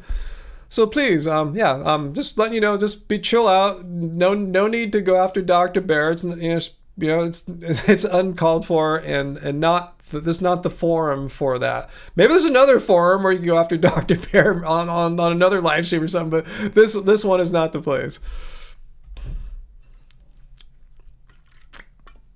Yeah, this is a big night, huh, Heidi? Bob is not going to the principal's office tonight. He got it. So Bob has learned. How long has it finally taken Bob to understand what veganism is and is not? I didn't think you were going to ever get it, Bob. Seriously, it was blowing my mind. But I think maybe just me reinforcing it over and over again. It's gotten through in some way. I'm not saying it's fully there, but maybe it is. But it's getting through now. I feel like I'm a good teacher today.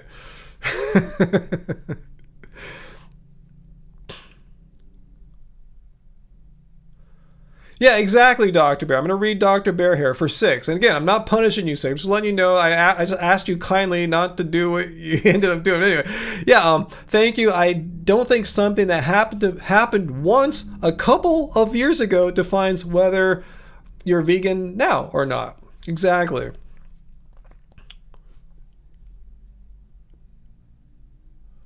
Heidi, in all seriousness, I'm a good teacher. Well, thank you. I try. It's one of my goals here, amongst other things, is to have a sort of pedagogy, whatever, just an educational aspect of what we're doing here. Like, when I'm debunking misinformation, I'm educating. I'm saying, no, the idiot said this, and here's where the truth of the matter is. And people say I can't be vegan because of blah blah blah, and it has nothing to do with animal cruelty, exploitation. I'm just here to teach.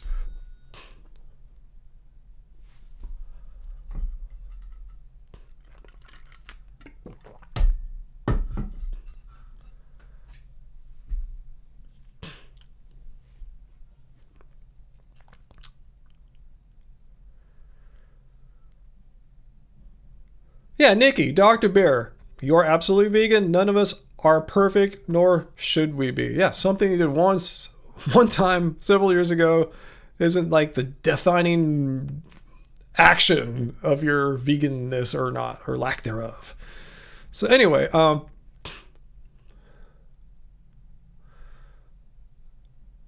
Joseph Logan says, I'm reading what Joseph Logan says here. If any anti-vegans are watching, I'm quoting Joseph here. I, Joseph, accidentally ate something I thought was vegan, but it was made of chickens. I was so sick afterwards, as my body was not used to eating meat. This was in your second year as a vegan. Yeah, we're not perfect. We try our best. Sometimes we go somewhere and they F it up, right? Not any fault of your own.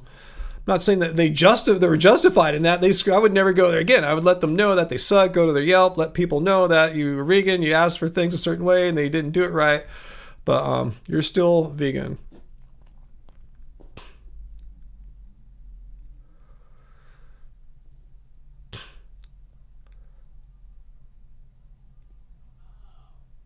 Yannicki, maybe a new shirt. Quote, no one cares you're not a vegan.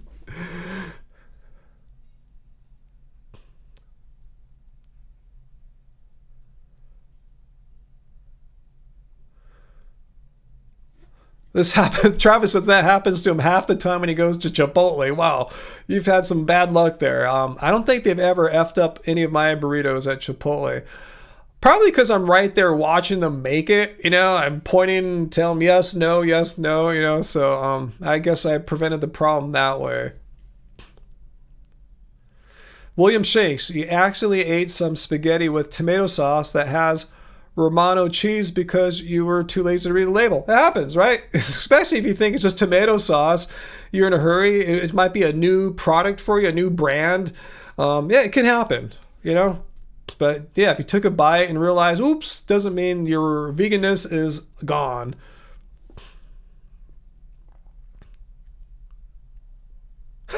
Lucy, you said you can call your brother a freegan because he used to steal meat from the store. Yeah, see, that's kind of the extreme of freeganism.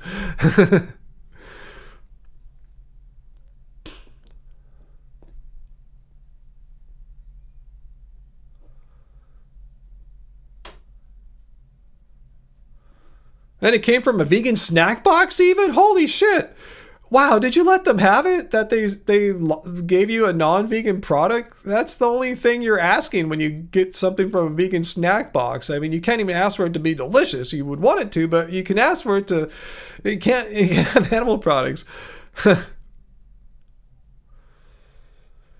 Oh, Milo is here from Hawaii. Aloha. You just arrived. You live next door... You lived next door to Alan Watts, the sort of philosopher of sorts. In 1972, he ate meat. He said, "What's so important about staying in the body? Ego. Why stress about surviving forever? Quality over quantity?" I'm not sure how those... That's what Alan Watts said about why he's not vegan. Why stress about surviving forever? What's that have to do with eating meat or not? I mean, yeah, it can give you some longevity gains, but yeah, veganism is, just not wanting to harm animals and exploit animals. Yeah, AJ, it can happen. Happen to anyone. And, labels, you can miss one thing in the label, and yeah. That's why it's best if you have your brands that you rely on, then you don't have to, you vet it once and then, you're good. Unless they, God forbid, like reformulate it with some animal products or something. I guess that could happen. Oh, Dr. Bear. Yeah, I was being sarcastic. I was being facetious when I said to Lucci that his brother stealing the steak was free example. I was I was being a little tongue in cheek there. But I'm saying though, it could be an extreme version of freak. I don't know. I don't know. Just anyway.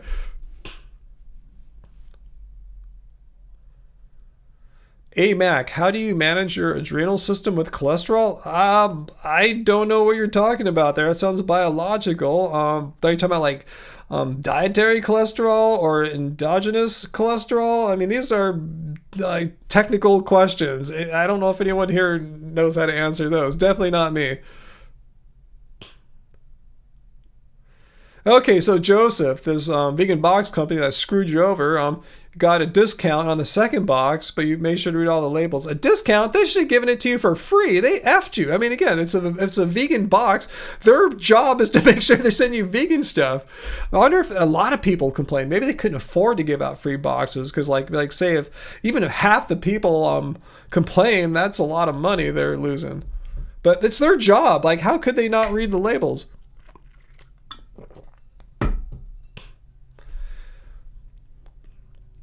Don't worry, be happy. Well, even in a city like San Francisco, a lot of servers and restaurants don't understand what veganism is. Wow.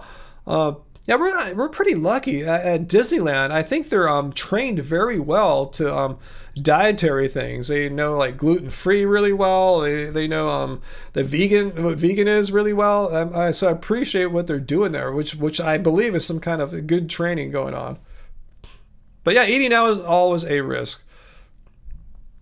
And Joseph points out Alan Watts, the philosopher that Milo was referring to there, who didn't seem to want to be vegan, died at 57 of a heart attack. Wow, I'm going to be 57 in a few months. Wow.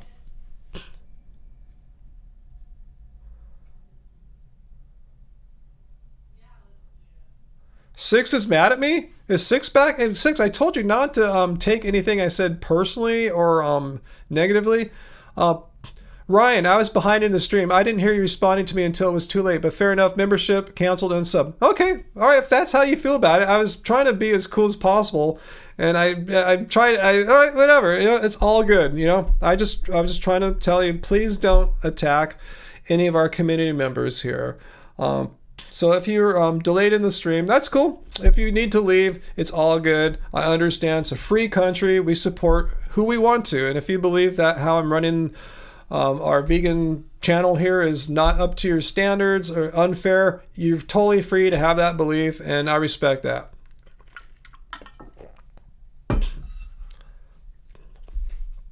It's okay, Dr. Bear.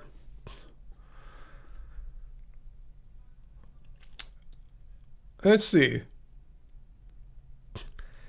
Yeah, Morningstar. Good point, Don Jackson. Remember we saw him at a food expo about 4 years ago, and they said within 1 year they would have transitioned they were transitioning all their products to vegan. Some were not. Some were still like eggs or something.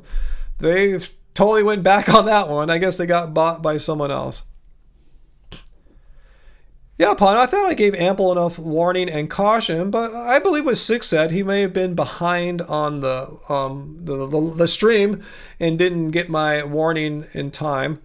But I thought I gave ample warning there. But it's all good, all good. Everyone's free to do what they want. No one's under any obligation to support what we do or anything like that. And I want to point out, a lot of times when I put people in timeout, it's not a punishment. I'll say that in the stream. I'm just trying to like reset. I'm trying to calm things down. So whatever is like causing the disturbance, I just want to stop it for I did that for 5 minutes. That's the default. And just to try to reset. But yeah, I understand if people take it emotionally, negatively, like I did some mean, aggressive thing, totally fine. That was not the intent. But if you felt it like that, I'm not here to gaslight you and tell you how you should feel. If that's what you felt, some kind of aggression or some kind of bad thing, you're free to free that. You're free to feel that way. Totally cool.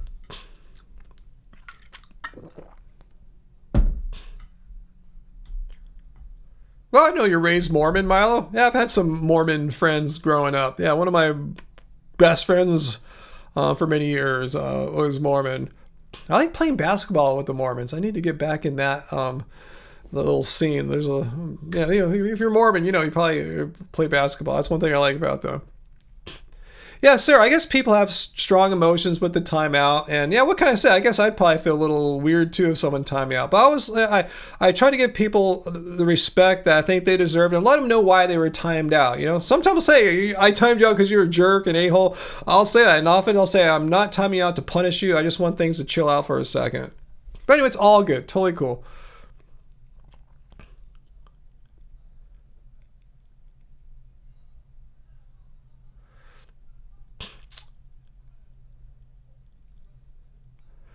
Sarah, you grew up in timeout. Not my timeouts, but maybe timeout in school or something like that. When I said Sarah, it got on my Shlomo, Apple's voice assistant, all activated again. Anyway.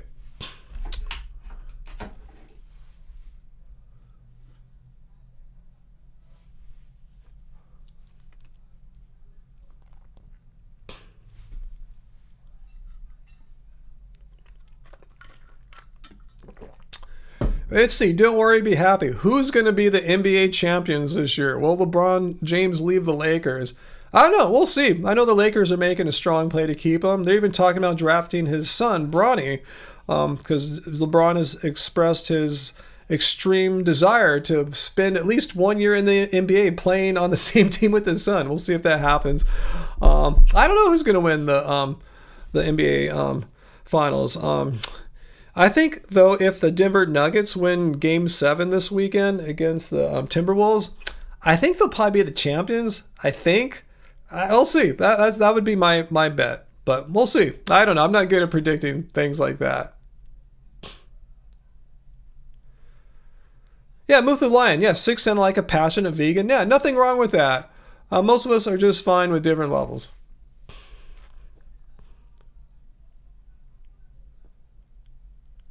Oh, that sucks, Joseph. Yeah, I think I remember that brand. It rings a bell.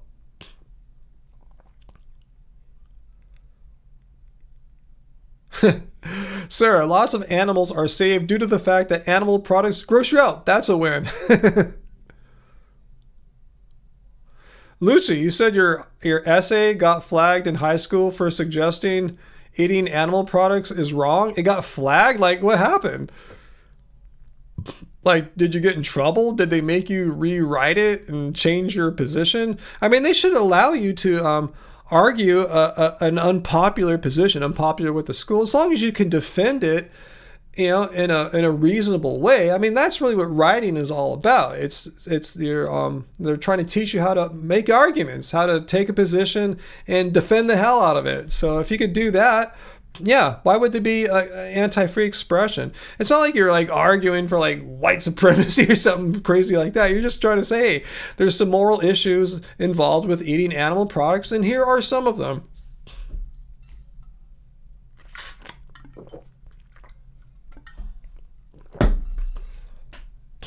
Ooh, I almost knocked the microphone over. Would I be mad if LeBron went to another team, Uncle? No. I respect, you know, again, people have the freedom to do what they want. If he thinks it's better for his chances of winning another NBA trophy title, if he thinks he's got to go to another team to play with his son, let him follow his bliss. He's LeBron James, you know, one of the greatest guys to play basketball, and he should be able to do as he wants. And his 22nd year as a pro, some obscene amount of time in the NBA, he has the right to do what he wants. So let him follow his dream, you know. I'm happy for whatever he does. I'm just grateful LeBron came to the Lakers. I wasn't a big fan of his before, but then I started learning about some of his activism, like his documentary "Shut Up and Dribble." Really, I once I saw that, check it out if you've never seen it before. I'm not sure what it's on, maybe ESPN Plus or something like that, which I don't have right now. But really, I saw him. Well, he's way more of an activist of sorts than I ever thought. You know, bringing social awareness, you know, out about how about the discrimination he even felt as a mega rich, mega powerful superstar, and the history of discrimination in basketball. So yeah, it really kind of woke me up. Like, wow, I never saw Michael Jordan do something like this, or you know. So and then he's an awesome player. So I have total respect for LeBron. He can go where he wants. Totally cool. Yeah. That's the only thing you don't like about LeBron. Well, if you don't like his the way he expresses his thoughts on social issues, it's your right, Bob. Yeah, we're all free. He's free to do that, free to express, and you're free to not like that. It's all good.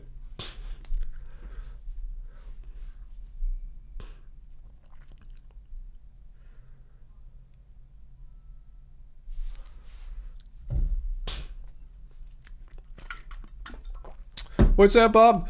Is that true? He said he was afraid in his $40 million Beverly Hills mansion. Well, I don't know if you understand that even wealthy people have been the targets of criminals and break-ins. So you saw was it Drake? His bodyguard got shot in front of his house. You know, it happens. You know.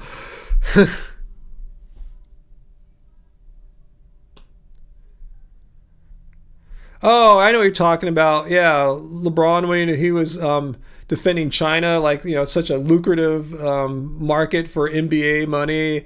Yeah, I know what you're talking about there. I didn't lose all respect for LeBron, but I did take my respect for him did take a hit. But you know, it's all good.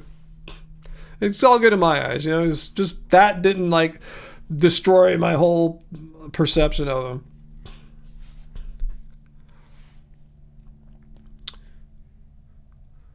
Bob, well, yeah, if he's afraid of the police, that's his belief, his psychology, and who are you to understand why he might think that way? You might not have the same kind of growing up experience with police that others from other cultures might have or might not have. I'm just saying, just because someone's afraid of the police and you think that's absurd, there actually might be some pretty real world reasons why that's the case. So you might want to have some understanding about that rather than trying to make it sound like he has an absurd opinion there. There's a reason why a lot of people fear the police.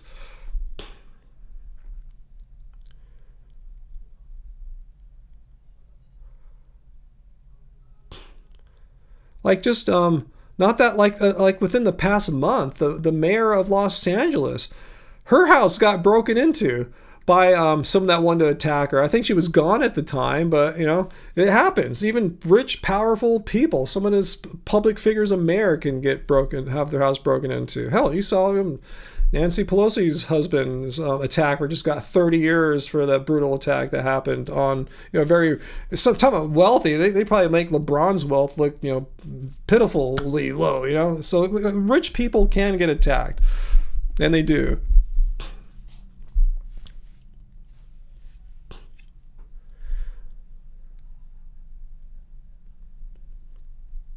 Bob, again, you're saying you have no right to say that people who fear the police have unfounded fears. You're saying they're just fantasy. There's no reason. There's real world reasons why some people have not the most positive experiences in their past with police. It happens to some people. I don't have complete 100% faith in police work. Absolutely. I saw firsthand. I was out one night with some friends of ours, and a friend of mine got arrested for nothing. They claimed he was on drugs, and he wasn't. He was on anything. They just didn't like him. He wasn't being a smartass. He just kind of has a weird look. He's just a trippy guy, and they said he was on drugs. He spent a night or two in jail for absolutely no reason. I think they might have settled it out after. I think he got an attorney and tried to sue the hell out of the. This is in Malibu, actually, at a party. But anyway, my point was, I don't have complete confidence. I realized that night. That was the night. I didn't know this before, but somewhere in that, it was my early mid 30s. I realized, wow, any person can get arrested anytime for absolutely nothing. I mean, not having done anything wrong. It blew my mind. I thought always, wow, when you get arrested, you did something wrong. You broke a law. You did something to warrant, to justify that. But no, he got arrested for nothing, spent a night or two in jail for nothing, not doing any drugs or anything like that. So yeah, like I said, there's one example why even I don't always have the most positive perception of police. Yeah, in general, I like them. I call them when there's a problem. I have good relationships with them, but I still remember that night where they arrested my friend for no reason.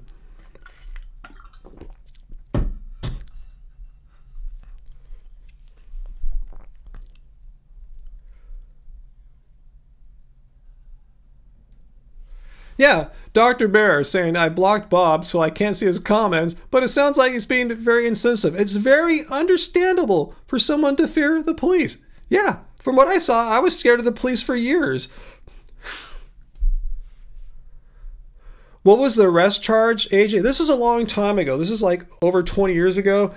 But it was for being under the influence of, I think, drugs like methamphetamine or something like that. They thought my friend was on speed, which he wasn't.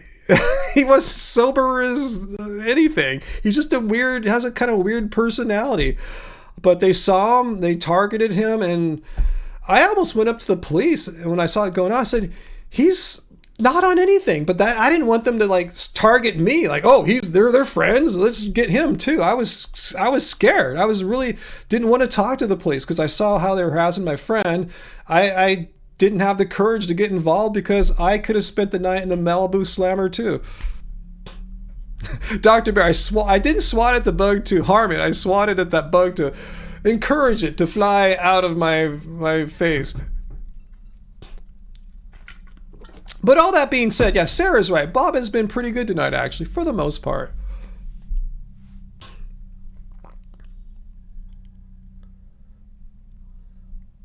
Yeah, Carl. Yeah, I guess I should read what Carl says here. It kind of summarizes how I feel. Carl says, quote, I've had multiple bad incidents with police, as many of us have, right? But I still appreciate what they do. But I'm fearful when I see them approaching me. Yes, those could be my exact words there, Carl. 100% what you said there, 100%. Malibu Slammer, are the bars made of gold? I don't want to find out, and I'm glad I didn't. But bottom line is, a night in jail is a night in jail. I guess it's just worse in some places than others. I'd rather take a night in Malibu jail than like downtown LA jail or something.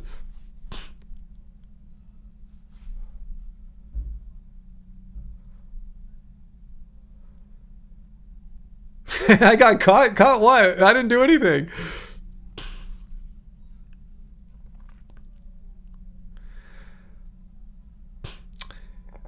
Well, I think maybe Lucci, maybe they thought they did a drug test. Maybe they shined a flashlight in his eyes. Oh, his eyes are dilated, you know.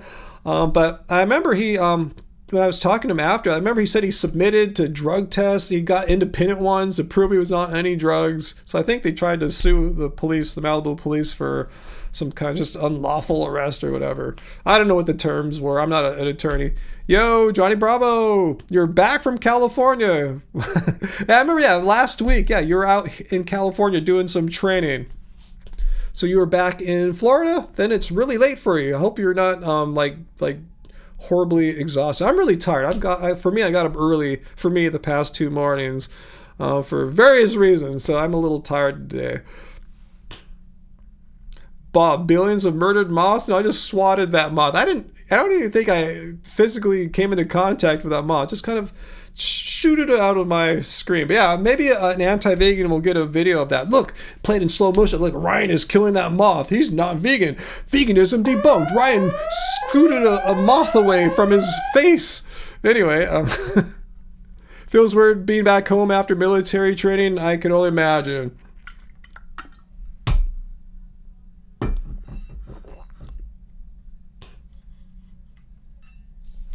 Wow, Lucci, your friend who is a transgender man almost got arrested for, quote, presenting a fake ID simply because he looked more female in his old pic. Wow.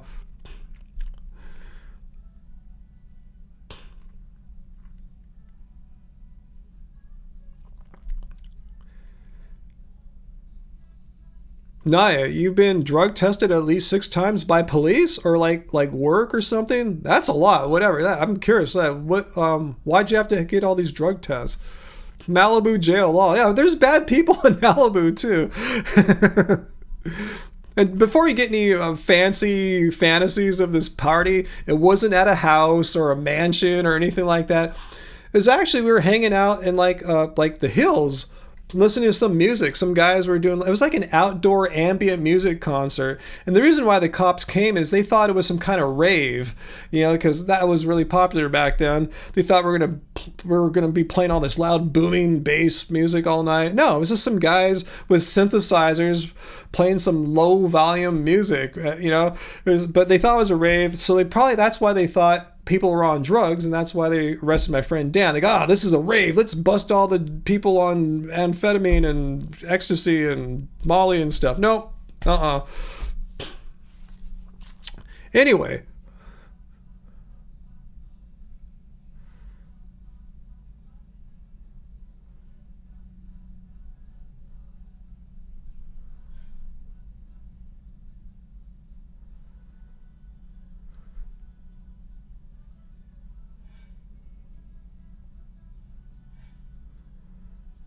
What's that, Johnny? After having your life dictated and so many other reasons, it'll be a bit of a struggle just being back for the next few weeks. Okay, you worked for the government, Navia. That's why you had all these drug tests. Okay. I thought I read that in California they're making drug tests for marijuana illegal. Something like that. I forgot. It was a while ago. I'll just throw that out there. I thought I read something about that. Uncle, Malibu police said you're not from around here, you boy. I don't think they even did anything like that. They just thought he was on drugs because they thought it was a rave, which it wasn't. There's an ambient show, an illegal gathering, I guess. They didn't have permits, but it was an ambient outdoor at night show. It's not even a concert, you know. It's just like maybe 30 to 50 people peacefully listening to guys play synthesizers and electronic music. Wow, you were in a combat simulation too. Wow. Was that which was it? Was it Camp Pendleton? I forgot which base you said you're at.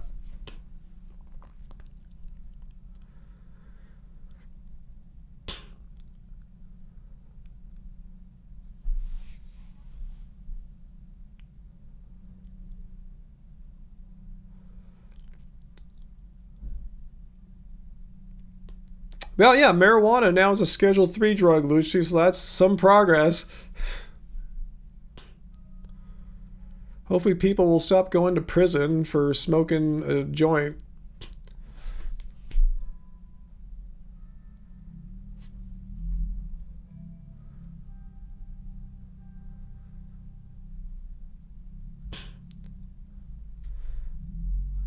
Nothingness. Welcome, Nothingness. Good to see you.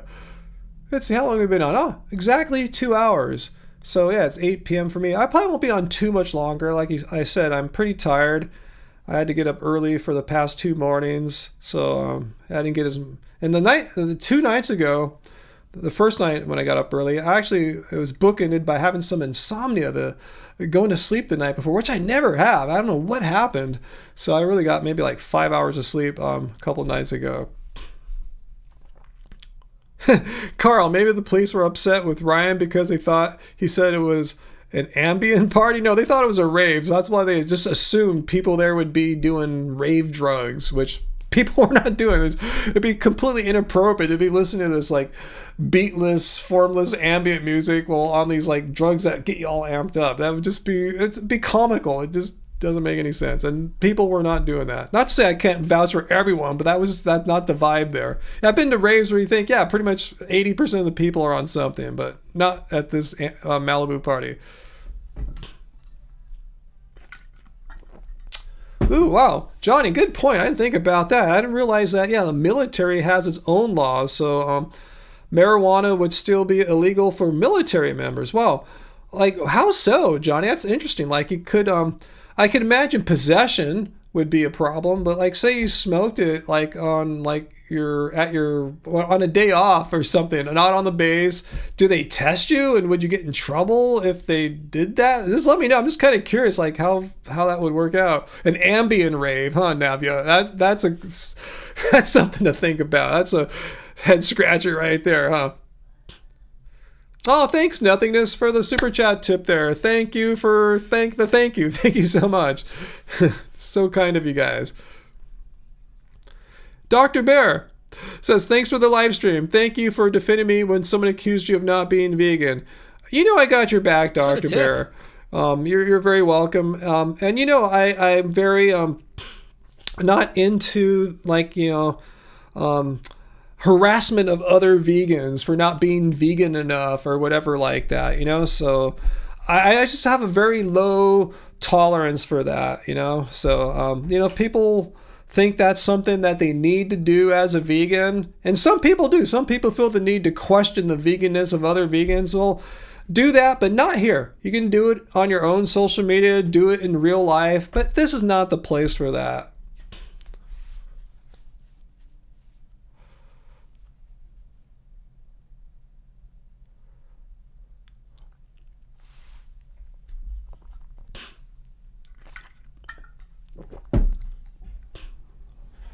And have a good night with Mr. Bear, Dr. Bear.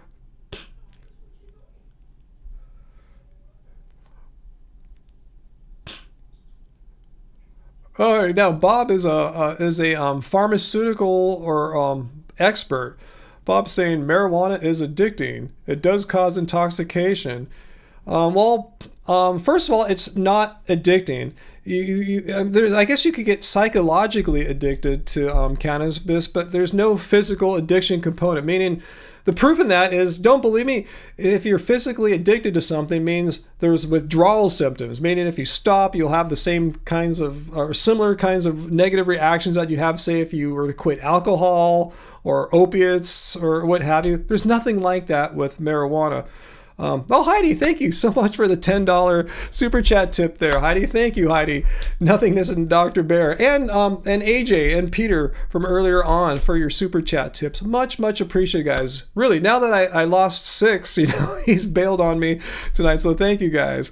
So don't spread misinformation, Bob. Mary Jane is not addicting unless you count psychological addiction, which is kind of not it's not like addiction in the physical addiction sense, and a lot of things can have be psychologically addicting. Shopping can, sex, whatever. A lot of things can be psychologically addicting.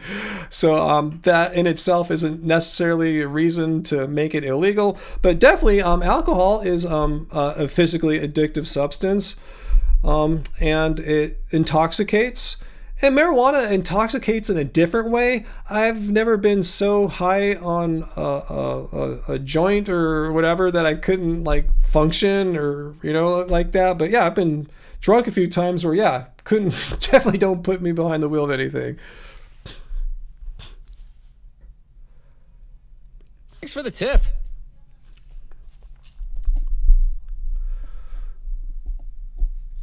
Yeah, Sarah, here's a great point. She personally doesn't like smoking weed, but it's essentially harmless. I mean,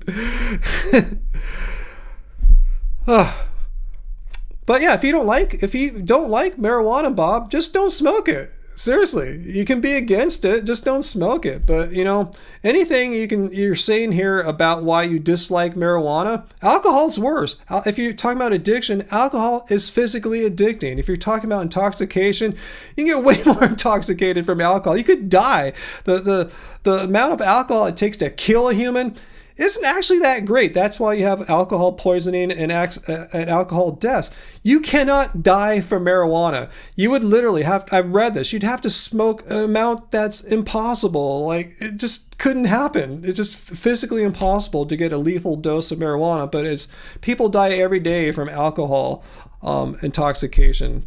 So these negatives that you're pointing out about marijuana, what I'm trying to say, are true for alcohol, and even more so. But I've seen you before say, Bob, that you really enjoy drinking alcohol. So it seems a bit hypocritical to base your hatred of marijuana on those factors that you listed that alcohol's known for and worse in. But anyway, let's move on.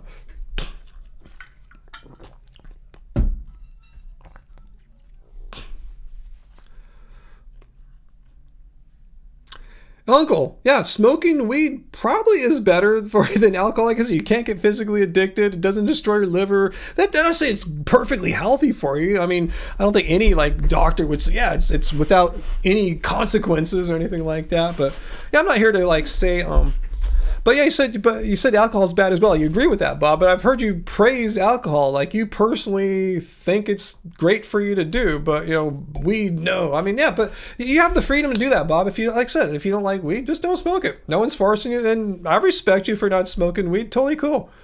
All good. No, people don't have to smoke weed. People don't have to smoke or drink alcohol. It's totally fine. Nikki, as a therapist that often treats substances, Ryan is correct. Lots of evidence-based research on it. Thank you, Nikki. Yes, I've researched cannabis for a while. So I would hope what I'm saying here is reflected in what's the general scientific consensus. I'm trying not to just give an opinion here. And if I do give an opinion, I will try my best to preface something as an opinion.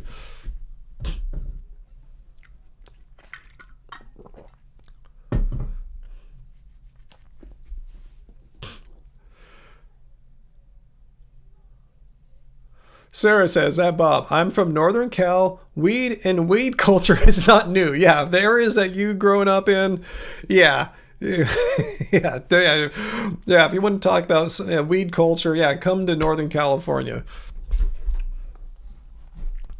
Yeah, VLAM, exactly. That's what I was trying to point out to Bob. Thanks. I'm going to read VLAM's words here verbatim. Criminalizing weed while tobacco and alcohol are available on every street makes little scientific sense, makes very little judicial or law sense. Why lock people up for smoking weed when they can, get way more addicted and intoxicated from alcohol or nicotine cigarettes?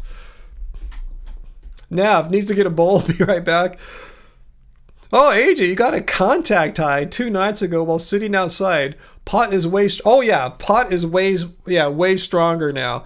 Absolutely. The way it's grown now, yeah, particularly indoor grows with all the light technology, they can produce some really high concentrations of THC. Like, I forgot how much more, like maybe like something like a magnet, like 10 times more than like 60s weed.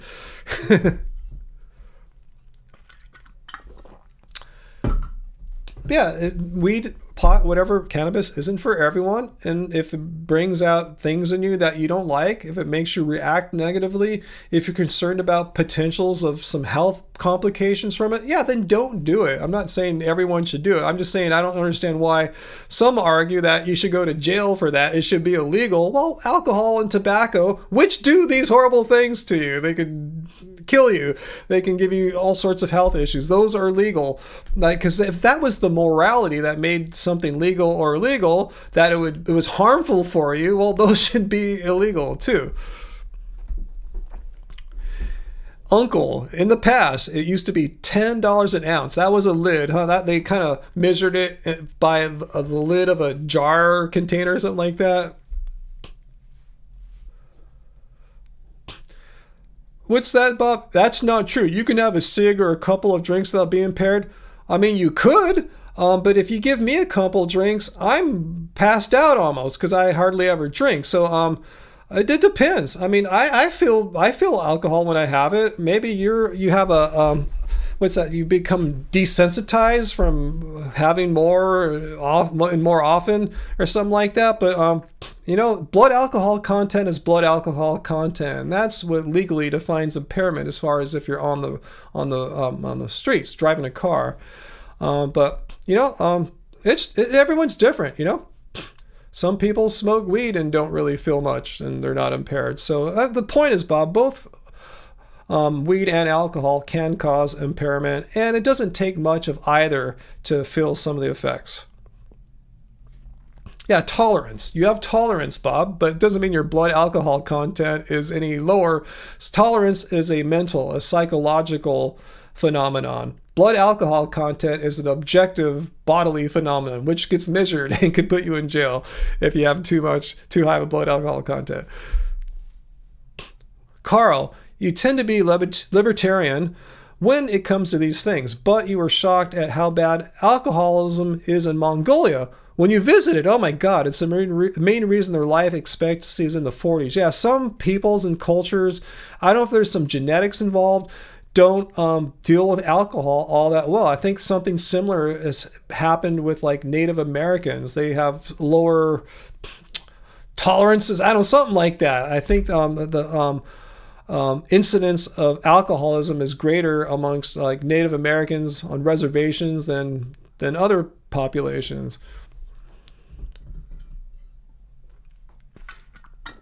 And Fritz, yeah, making things like that illegal anyway just gives the market to have organized crime, right?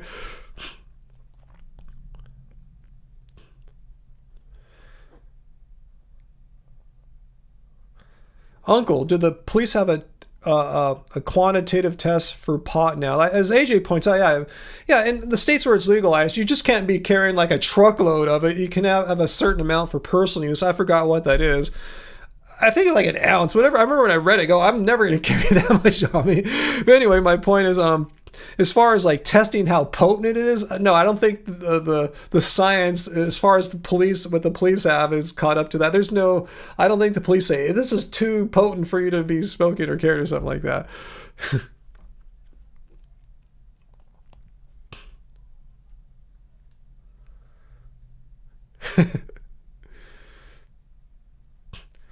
Let's see, Bob, you're saying Asians are missing an enzyme to break down alcohol? Is that true? That sounds kind of trippy because I know, Asian culture is quite fond of alcohol.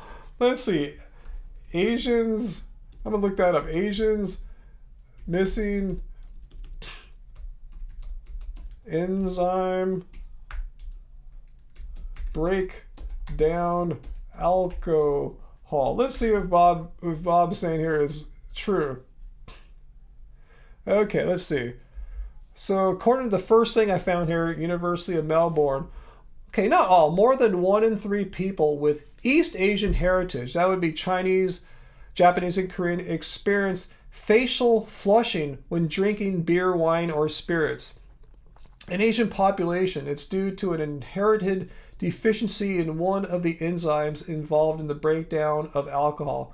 Okay, it said like more than 1 in 3, so it's probably a little bit higher than 33%. So I guess you can't blanket say all Asians have this genetic thing, but it's more prevalent among Asians than, say, Caucasians. So we learned something new today thanks to Bob. About 1 in 3 Asians does not process alcohol the way Caucasians do. And Carl says that Bob is sort of right, but it's only a subset of Asians, including Mongolians and many Koreans. It's kind of funny you mentioned Koreans because, yeah, I've watched shows with Angie. Drinking is like very popular in Korea. I don't know if they themselves know that 1 in 3 of them probably don't have all the enzymes they need to fully break down alcohol. Oh, interesting, Carl. Alcohol seems to be why Japan has a super high rate of stomach cancer. I wonder if there's some cause and effect there. Uncle points out most sake, which is an Asian drink, is vegan, but you do have to check the brand. Thanks for pointing that out. Bob said it also means less tolerance. They get drunk much faster. Well, that's awesome, right? Because last time I checked, alcohol is pretty damn expensive. So if you can get drunk on, like, I don't know, like half the cost, half the alcohol, awesome. Great to be Asian. You just need to just drink way less, save all that money, and that's good, I guess. Nothingness. Yeah, I'm not promoting alcoholism or anything, or even drinking alcohol. Yeah, I'll read what you said. Alcohol is a big no-no if you care about your health. I think that's generally true, but I'm not a medical doctor or health professional, but I do like to have an occasional drink from time to time. When did I have a drink last? Let me just point it out to you. I can tell you exactly when. A couple weeks ago, did all you guys on the Happy Fam, hopefully you guys saw that the date Angie and I had, we got a reservation to the very hard to get into Blue Bayou restaurant. That's the ride inside Disneyland, inside the Pirates of the Caribbean ride. And the last time we had got a reservation there, or we ate in there, was like before we started our channel. So it was like maybe 15, 20 years ago. So we figured that's a special occasion. So I had a glass of, I forgot what I had. Some wine, rosé, white wine. I don't remember anymore. But anyway, yeah, that was not in the vlog either. But my point is, yeah, on occasion, special occasion, I don't think there's any harm from an occasional drink.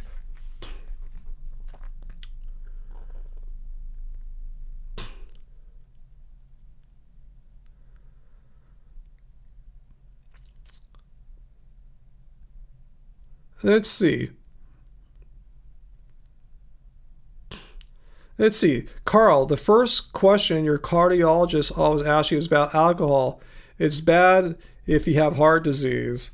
I imagine, huh? That's kind of sad because I imagine, most Americans are probably either have heart disease or they're on the path to it, due to their their lifestyles, their diets and lifestyles, and alcohol is not helping with that.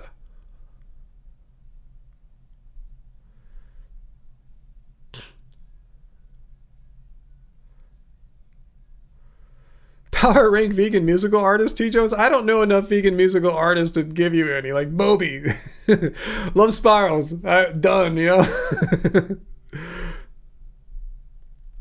Vegan heretic, thanks. Been straight edge your whole life except for coffee. Totally cool. Yeah, I am not promoting people ingest or imbibe substances or anything like that. I'm just showing my personal stance and how I view them as far as my relationships with them. But I don't expect anyone else to have to. Oh yeah, Billie Eilish, there you go. Moby, Love Spirals, then Billie Eilish in that order. See, AJ, when you drink, you never get drunk or even tipsy anymore. You don't know why. I drink so infrequently, AJ, that when I split a glass of wine with Angie, I feel it. We both feel it. So that shows you, yeah, we have low tolerances because it's such a rare thing we put in us. But yeah, I mean, there's something kind of magical sometimes about having the right glass of wine with the right meal. It just, the way it pairs, it can just make things a little more special. But again, I do that so rarely. And plus, I'm not rich either, so I'm not too keen on spending like $50 for a bottle of wine or $20 for a glass. I'm just not, I'm too frugal to do stuff like that. Just on occasion. Carl, well, you've Haven't had alcohol for 20 years and never had marijuana. But fun fact, if you soak corn on the cob with leaves and put it on the grill, it smells like marijuana. Interesting. Yeah, vegan zombie doesn't even drink coffee, AJ. I think he's never even had like soda, right? If I understand correctly. Like, wow. I just kind of wonder why so hard, such a hardline stance on. I mean, that's cool. I'm not disrespecting. I've never asked him his reasons.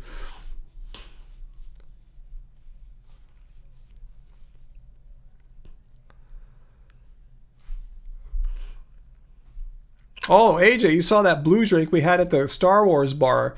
Yeah, we got the what was that called? Jedi Mind Trick. It's really, really good.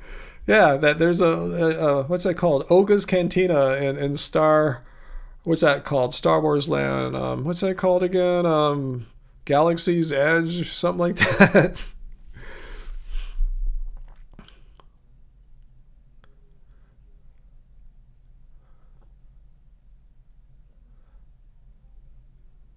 Let's see. Joseph notices after 2 or 3 Coronas. I can guarantee you, Joseph, if I had 1 Corona, I would definitely feel it. I'd probably feel it after half or 3/4 of a single Corona. Yeah, Sarah, I gotta respect that for sure. Yeah, Sarah likes to keep her central nervous system regulated, hence avoiding stimulants and substances. What's your thoughts on coffee, Sarah? I forgot. I thought you enjoyed a cup of Joe. Am I wrong there, Sarah? Because I tell you, Angie's got me interested in coffee after all these years of me kind of joking with her. Oh, you and your coffee. I kind of like it now. Bob thinks he might be missing the enzyme that the Asians that 1/3 of the Asians are missing. You might be, Bob, if you're getting drunk quite easily. Soy latte. No, it's the oat milk latte. Anyway. Okay, you don't do caffeine, occasional decaf Americano. Yeah, I don't do caffeine either in the sense I don't drink like soda. And when I do get a coffee, Sarah, it's all for me. It's always the debate. Shall I get a half calf or a decaf? I have on a couple rare occasions accidentally forgot to mark decaf and I'll get a full calf and I don't like it. I really don't. But yeah, for me, decaf and half calf, I like them both. It depends how I'm feeling. If I want a little more push that day, I'll get a half calf. And if I just want to have the nice taste, it's decaf.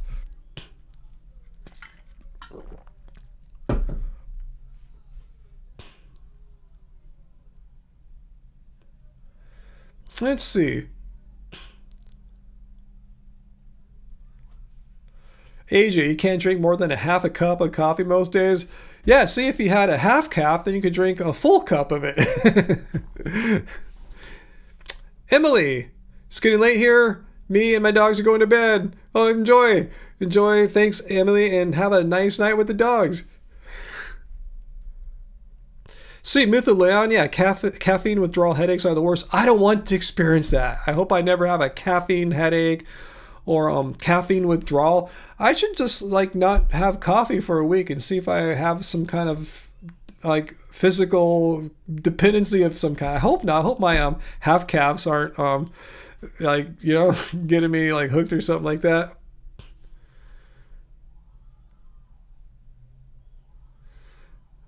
Heidi, you said you've been told that your eyebrows grow like Asian eyebrows, which mine have.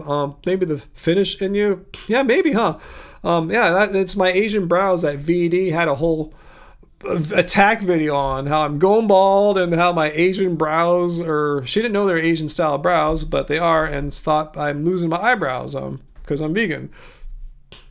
Ooh, yeah, nicotine withdrawal, Uncle. Hopefully none of you guys, hopefully you've never had that before, Uncle. I've seen firsthand from people close to me how that's horrible, nicotine withdrawal.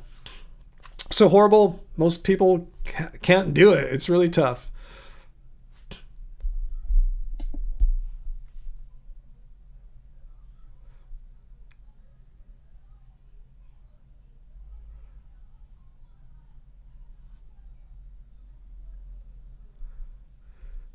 Let's see, what else you guys drinking there?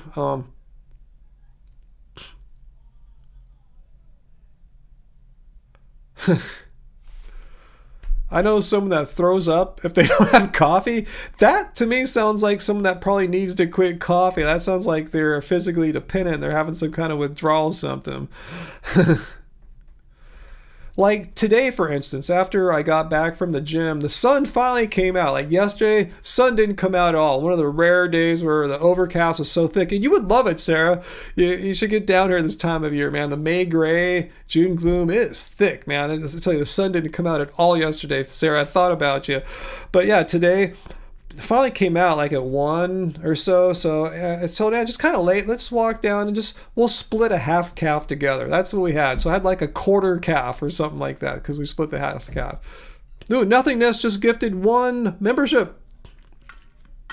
And Jen Marie got it. Awesome. Woohoo! Fritz. Good night, Fritz Bjorkovitz. Thanks for being with us tonight. I'm going to get going pretty soon too, like I said.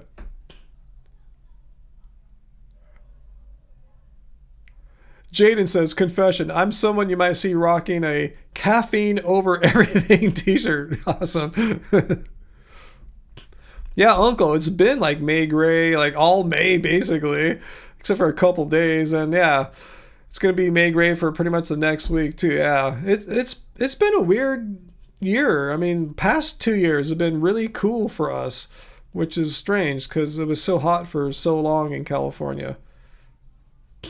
Yeah, Bend is too inland for you, Sarah. You really like that marine layer, which is, hence, by the ocean. You got to come visit California right now, coastal California. I don't know what it's like in central and northern California, but southern California, we're having some thick marine layer. 300 days of sunshine. That's way too much for you. And I can see why. In the sunny summer, you like, if you can, getting down to Mendocino County, the cool, chill overcast, the gray mornings, the gray afternoons. And that's lovely. When it's like 100 degrees down here, that sounds like heaven, going to Mendocino County. Yeah, a lot of drizzle too, Uncle. It's been rough for us Californians. You'll be in California in July. That's right. Yeah. Unfortunately, it depends on where you're at. That's like the sunniest times. If you're in like, the North Bay or Marin area, that should be pretty sunny and nice there. But if you go to Mendo, which isn't too far from there, yeah, you'll get that beautiful Mendo summer. Ryan, do I sleep with a bonnet? Any hair maintenance tips? A bonnet? Like the thing you wrap on your head or something? What makes you say that? No, I don't sleep with a bonnet. Any hair maintenance tips? Wash, condition, and lately I've been trying to do more brushing, stimulate the hair follicles and all that stuff. That's about it.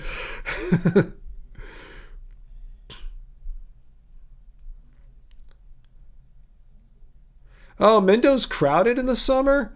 Oh, I didn't realize it was like a major tourist destination. Oh, that's unfortunate. But that's a nice time to go. That's like perfect for you. Isn't that when there's some good like overcast?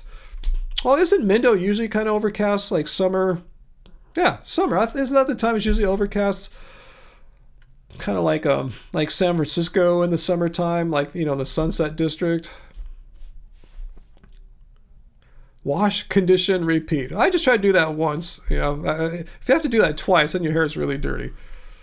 Bonnets are for Afro hair? Okay, I didn't know. I just thought just something you put your hair in or something like that. Anyway, okay, Mendo is a total tourist town. I've never been. See, if I'm living in Marin, Mendo is a place I can get to, relatively easily, like way easier than driving from here. It'd be like a 9-10 hour drive maybe, depending how long we stop for gas and chilling.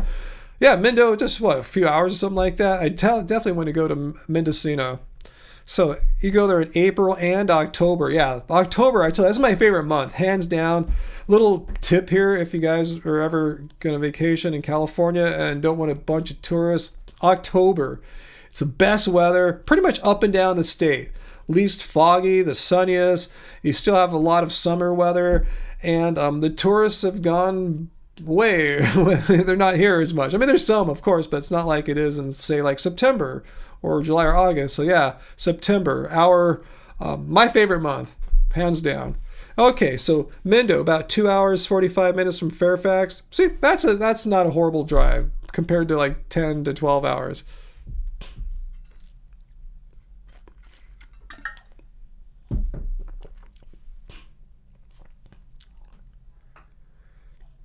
Oh yeah, live mercifully. Yeah, San Francisco, yeah, has its own weird climate there. Yes, in general, yeah, the west side, the side closest to the ocean, being like the Richmond district, Sunset district, cloudy, particularly all summer. I've heard people say that that live there, they don't see the sun for a month or something like that. But you go to the other side of the town, the Bay side, like Embarcadero, even the Mission district. Yeah, sunny. Yeah, totally. It's weird microclimates there. Carl says October is much better than June. People come expecting sun in June and just get June gloom. Yeah, you're talking about California, right? Particularly SoCal here. Yeah, June. There's a reason why we have this thing called May gray and June gloom. That's when we have thick overcast, and it kind of starts burning away like late June typically. Yeah, July, August, September, sunny. But October is the best. Yeah, Sarah, literally, yeah. Sarah's not exaggerating. It could be literally like 100 degrees in Marin County. And at night, yeah, maybe like 45, 50 in the city, but it could be completely just overcast. It's weird. Like you leave somewhere like say Marin County in your shorts because it's 100 degrees. Then you get in the city and you see all the locals there wearing big jackets. Like whoa, I didn't plan this right. But yeah, if you live there, you know how to work that out. But yeah, it's weird though seeing such a drastic change in temperature, weather, and climate from just like 10 miles apart. Hey Peter, we're still on. I'm gonna get going pretty soon because like I said I'm pretty tired. Didn't get much sleep the past 2 mornings. That's great advice, Sarah. Yeah. Telling people what to bring when they come to the Bay Area. Bring a parka and a tank top. And you might actually need them both on the same day, depending on where you're going. How's that, AJ? You have spring for a few weeks, then boom, summer here in New York. See, we're kind of missing out on the spring thing. In my mind, spring means sunshine finally after a miserable winter. Like, no, it was a rainy winter, and then it just turned to it was a rainy April. They say, what do April showers bring? Mayflowers? No, it brought May gray. We just really kind of didn't have spring. Oh, that's your weather too in Bend? Yeah, I can imagine, huh? It gets cold, then you're inland, and it gets hot in the summer.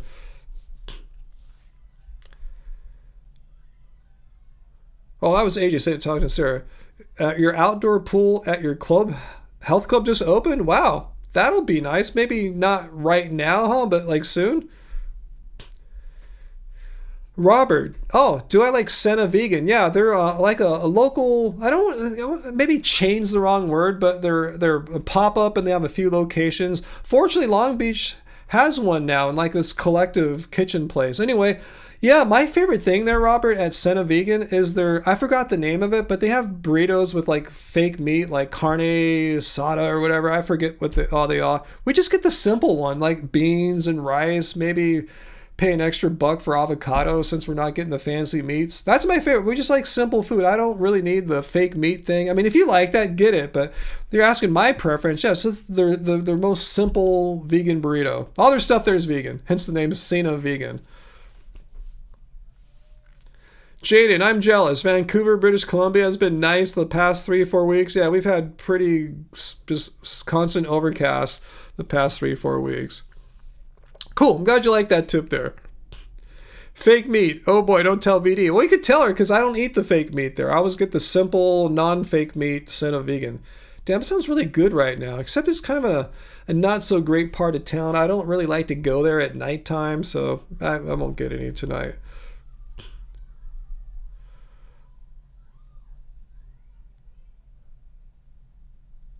Wow, Carl, you jumped in a lake during a trail run? Wow, it sounds cold.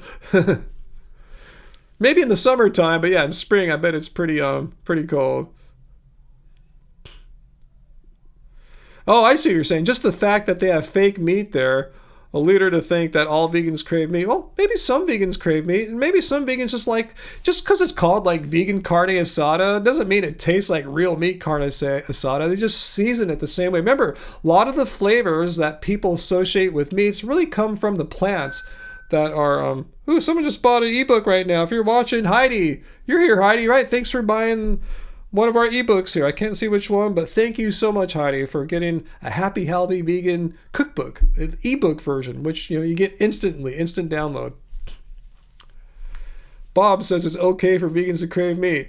Yeah, I guess there's nothing like wrong with that, especially if you're a newer vegan, you might crave meat. But I can speak firsthand, a lot of us old-time vegans who haven't had meat for a while, if we might have craved meat in the past, maybe you lose that over time, and over time you start thinking meat's pretty freaking gross. In fact, I just thought of meat right now, and a little sick feeling developed in my belly. Yeah, I'm with you, Sarah. I don't crave meat ever. I just read Sarah's words exactly, Bob. Just to let you know, there's some of us that never crave meat ever under any circumstance. We don't crave meat. Oh, it's not you, Heidi? What are the coincidences? What are the chances of that? That there was another Heidi that just ordered. I just forget, if you're such a long-time viewer, you would have got it by now, right?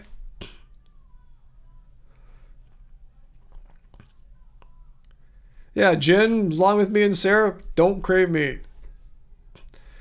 Yeah, good point, Uncle. It's a lot easier to give up meat than it is cigarettes because, yeah, we're talking about the physical addiction component. That's why it's easier for vegetarians to give up meat than dairy, because the casomorphine, the morphine-like compound in dairy, makes it hard to quit the dairy. But you should get one, Heidi. If you don't have one of our books, you should get one. If you get a physical book, I promise me and Angie will be more than happy to sign. Well, we don't have this one for sale. We have the ebook of Keep It Carb Baby, but yeah, we still have physical copies of the Happy Healthy Vegan Cookbook. We still have it on our Black Friday price. We never adjusted the price back. We'd like to move more. We still have maybe, I don't know, less than 100 copies left, maybe 50-ish or so. We'd like to sell them all out at some point.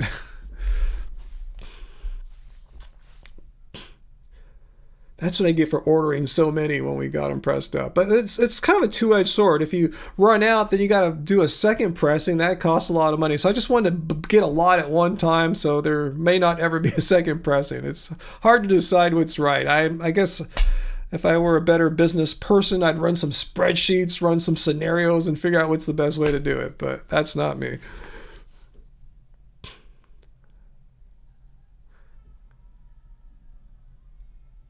Thanks, Uncle. I agree. I'm a little biased, but our books, I think, are pretty good. There's some tasty foods in there. They're not terribly hard to make. They're very practical foods. They're not like fancy party foods. It's stuff you can eat every day. You will sometime, Heidi, okay, because the other Heidi beat you to it. So you want to make sure you're Heidi one, Heidi number one. You want to make sure you're going to always be Heidi number one. Maybe this other Heidi's going to come and try to fight you to be the top Heidi. I'm just joking. Peter, yeah, who knows? We're not actively working on a third cookbook, but it could happen because Angie's been amassing kind of a more Asian-inspired, or Asian, I should say Asian dominant. Like, meaning, like, over 50% of her latest recipes have some kind of Asian thing going on. Not all, but yeah, the majority or so. Oh, how are you going to see Dr. Gregor, Peter? At what sort of function? What kind of event? Ooh, Heidi Chadwick is the other Heidi. Are you here, Heidi? Oh, you're the new one, Heidi. So Heidi Chadwick, are you the Heidi that got the just bought the book a few minutes ago, Heidi Chadwick?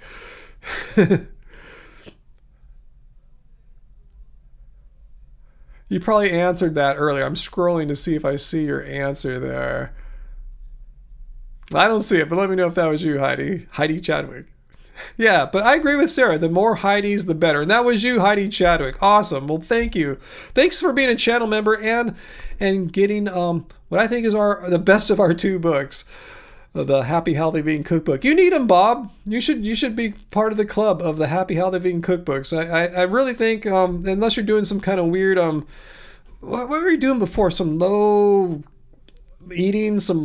calorie eating way, Bob? Anyway, if you're off of that, if you just want to eat like a regular vegan, like, whole food based vegan, let us know, or just let us know. Just get our book, Bob. This will get you set right if you want to eat more plants.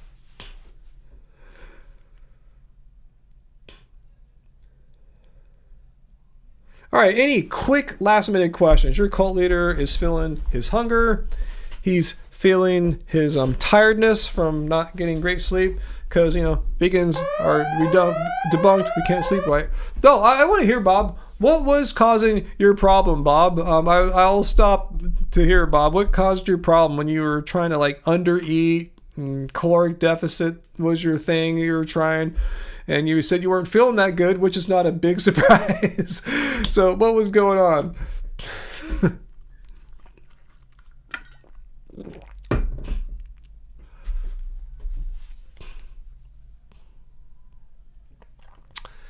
What's Angie doing tonight, Uncle? I hear her. She's tired too. She had to get up with me the past 2 mornings early. Fortunately, she didn't have the little insomnia that I had the night before. But oh no, Bob became a member. Oh no, this always seems to happen. Bob becomes a member. Bob has gotten it, I think, 3 or 4 times now, Sarah. It's beyond chance. It's like I don't control these who gets them. It's supposed to be random. YouTube's supposed to randomly select, and it's not like, what are the odds of 3 times? It's crazy. Anyone else get gifted a membership 3 times? I want to know. Has anyone else been as fortunate as Bob? Because seems very like I don't know. YouTube's up to something. But thank you though, Nothingness. I appreciate your generosity there. We got one more member now. Bob is an official vegan. Yeah, get the hint, Bob. See, it's a good thing. So Bob, yeah, what was your you gotta look it up. Be right back. You gotta look up your problem. Okay, Bob's gonna look up his problem, why he had trouble eating a caloric deficit. I don't know why he has to look it up. Just that should say it all right there. But then we'll get going. I know Sarah's been here a long time too. I know Sarah kind of gets antsy about 2 hours or so, right about the time I start getting tired and hungry anyway. And gosh, I don't know what we're eating tonight. We made khichdi a couple nights ago, but we finished it yesterday. So I don't know what's going on.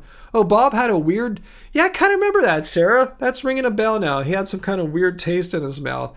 And I told him, I remembered that happening. Maybe I don't know if I told him, but I do remember something like that happening to me back when I was eating a more high fruit, almost fully raw kind of diet. I remember having that a few times. I think I was in some kind of, without trying, some kind of ketosis, whatever that's called, state. Even though I was eating high carbohydrates, eating bananas and stuff like that, I still don't think I was getting enough calories, and I think my body was making some kind of thing like that. So Bob says, AJ says your iPad doesn't allow you to gift memberships, or you would, huh? Yeah, let's see. Yeah, it doesn't have those buttons on at the bottom of where you chat at. I guess not. I'll look next time. I can't say I've done a live stream on my iPad. I do watch YouTube all the time on my iPad. So anyway, Bob says, yes, it's acid reflux, but it doesn't have the typical symptoms. Okay.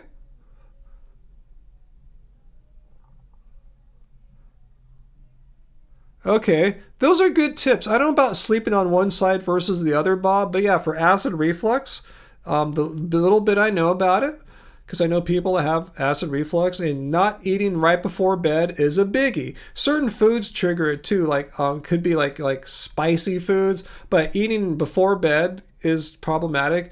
That's safe. I think 2 hours is a pretty reasonable amount of hours to not eat before sleep, but 3 hours even better. So that sounds great, Bob. Okay.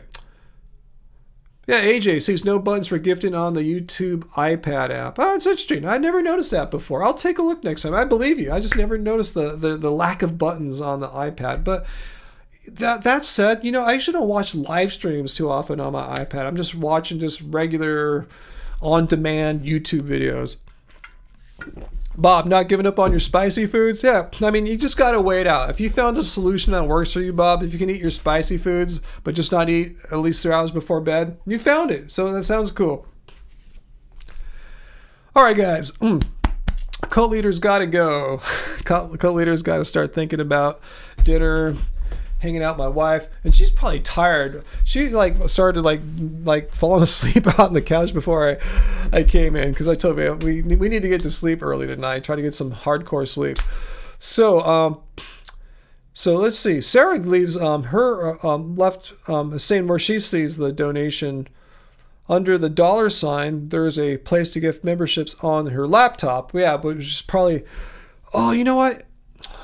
I think the reason why they don't have it on the iPad or the iPhone, I remember this, is that it's a problem with Apple. I think whenever money's transacted through like an app on your iPad or iPhone, Apple takes a cut out of it, and I don't think YouTube wanted to do that. I think that's it. I think it's not because of some technological reason, but it's because of some kind of light app store thing. I don't know. Anyway, I thought this thing, any money made within or paid through an app, Apple takes a certain percentage. I think that's it. Yeah, damn Apple in that one. I usually like what Apple does, but I think that kind of is restrictive of, it prevents the things from happening that should happen. Yeah, there you go, Jaden. Apple takes, I think it's 30% of all app charges. Anyway, but you don't need a computer, AJ. Laptop is unnecessary for a lot of people. If I wasn't like a hardcore like music producer, video content creator, I would love to get by with just an iPad. Seriously, that sounds really cool. But unfortunately, I have 2 giant 27-inch monitors here, a Mac Studio computer powering it all, and I need that power, especially on music. Not on videos much, but on music. I need a super powerful computer to just give me all the power I need and not have to think about it. And anyway, guys. So good question, Sarah. Does Streamlabs take a cut? No, that's why you see a lot of live streamers prefer people leave super chats through Streamlabs, because no, they don't take a cut. The only cut would be the PayPal transaction fees. But those are still way less than like I think the 30 or 40% that YouTube takes from super chats. So yeah, Streamlabs doesn't take a cut. So that's cool, at least. All right, guys, so let's see. I have a couple videos, or at least one I want to make for next week. Peter sent me this. Yeah, you're still here, Peter. Yeah, I think I'm going to make it about that actress. I forgot her name. Let's see if you guys know her name. I'll just pull it up here real quick because I think it's still on my... Let's see. Have you guys heard of Hannah Einbinder? Hannah Einbinder, something like that. Yeah, Peter let me know about this video. She was on Stephen Colbert's show and talked about how she's not vegan anymore. So she didn't say a whole lot, but the reason she gave are a little weird. So I'll probably make a little video about that. But I know you sent me some new videos, Peter, so I'll check those out too. So my plan is to get a new video out next week for you, probably midweek, Tuesday, Wednesday, something like that. And we'll be back for the Friday live stream. And yeah, tonight made me remember that when I was listing our various rewards that our channel members get, I forgot, yeah, we haven't done a members only live stream for a bit. So I will tell Angie, reminder, yeah, we should start planning one with you guys. So yeah, maybe in the next week or two, we'll have something more finalized, and we'll get it out to you on the community tab to all our channel members. But anyway, guys, yeah, don't worry if you're not a channel member. It's all good. That's all you're missing. You're just missing out on some of our channel member only live streams and the members only vlogs. But the members only vlogs, everyone can come to the preview. It's not just for channel members. Everyone could see them, and Angie leaves it up usually like for an hour or so. So you don't even have to be a channel member to get those vlogs. But after that, after the hour or so, then they're for members only.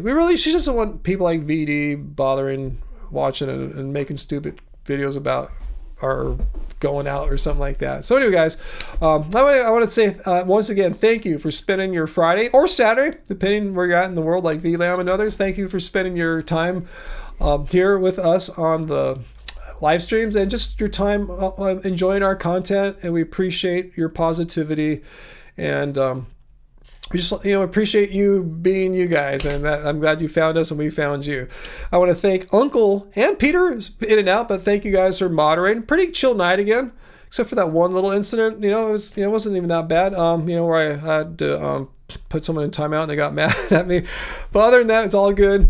And let's see. I have no other announcements other than I'll see you guys next week, and I'm hungry as hell. So much love, guys. I will see you. Peace out. And until next time, remember, doesn't suck being vegan. Bye, guys. Woohoo!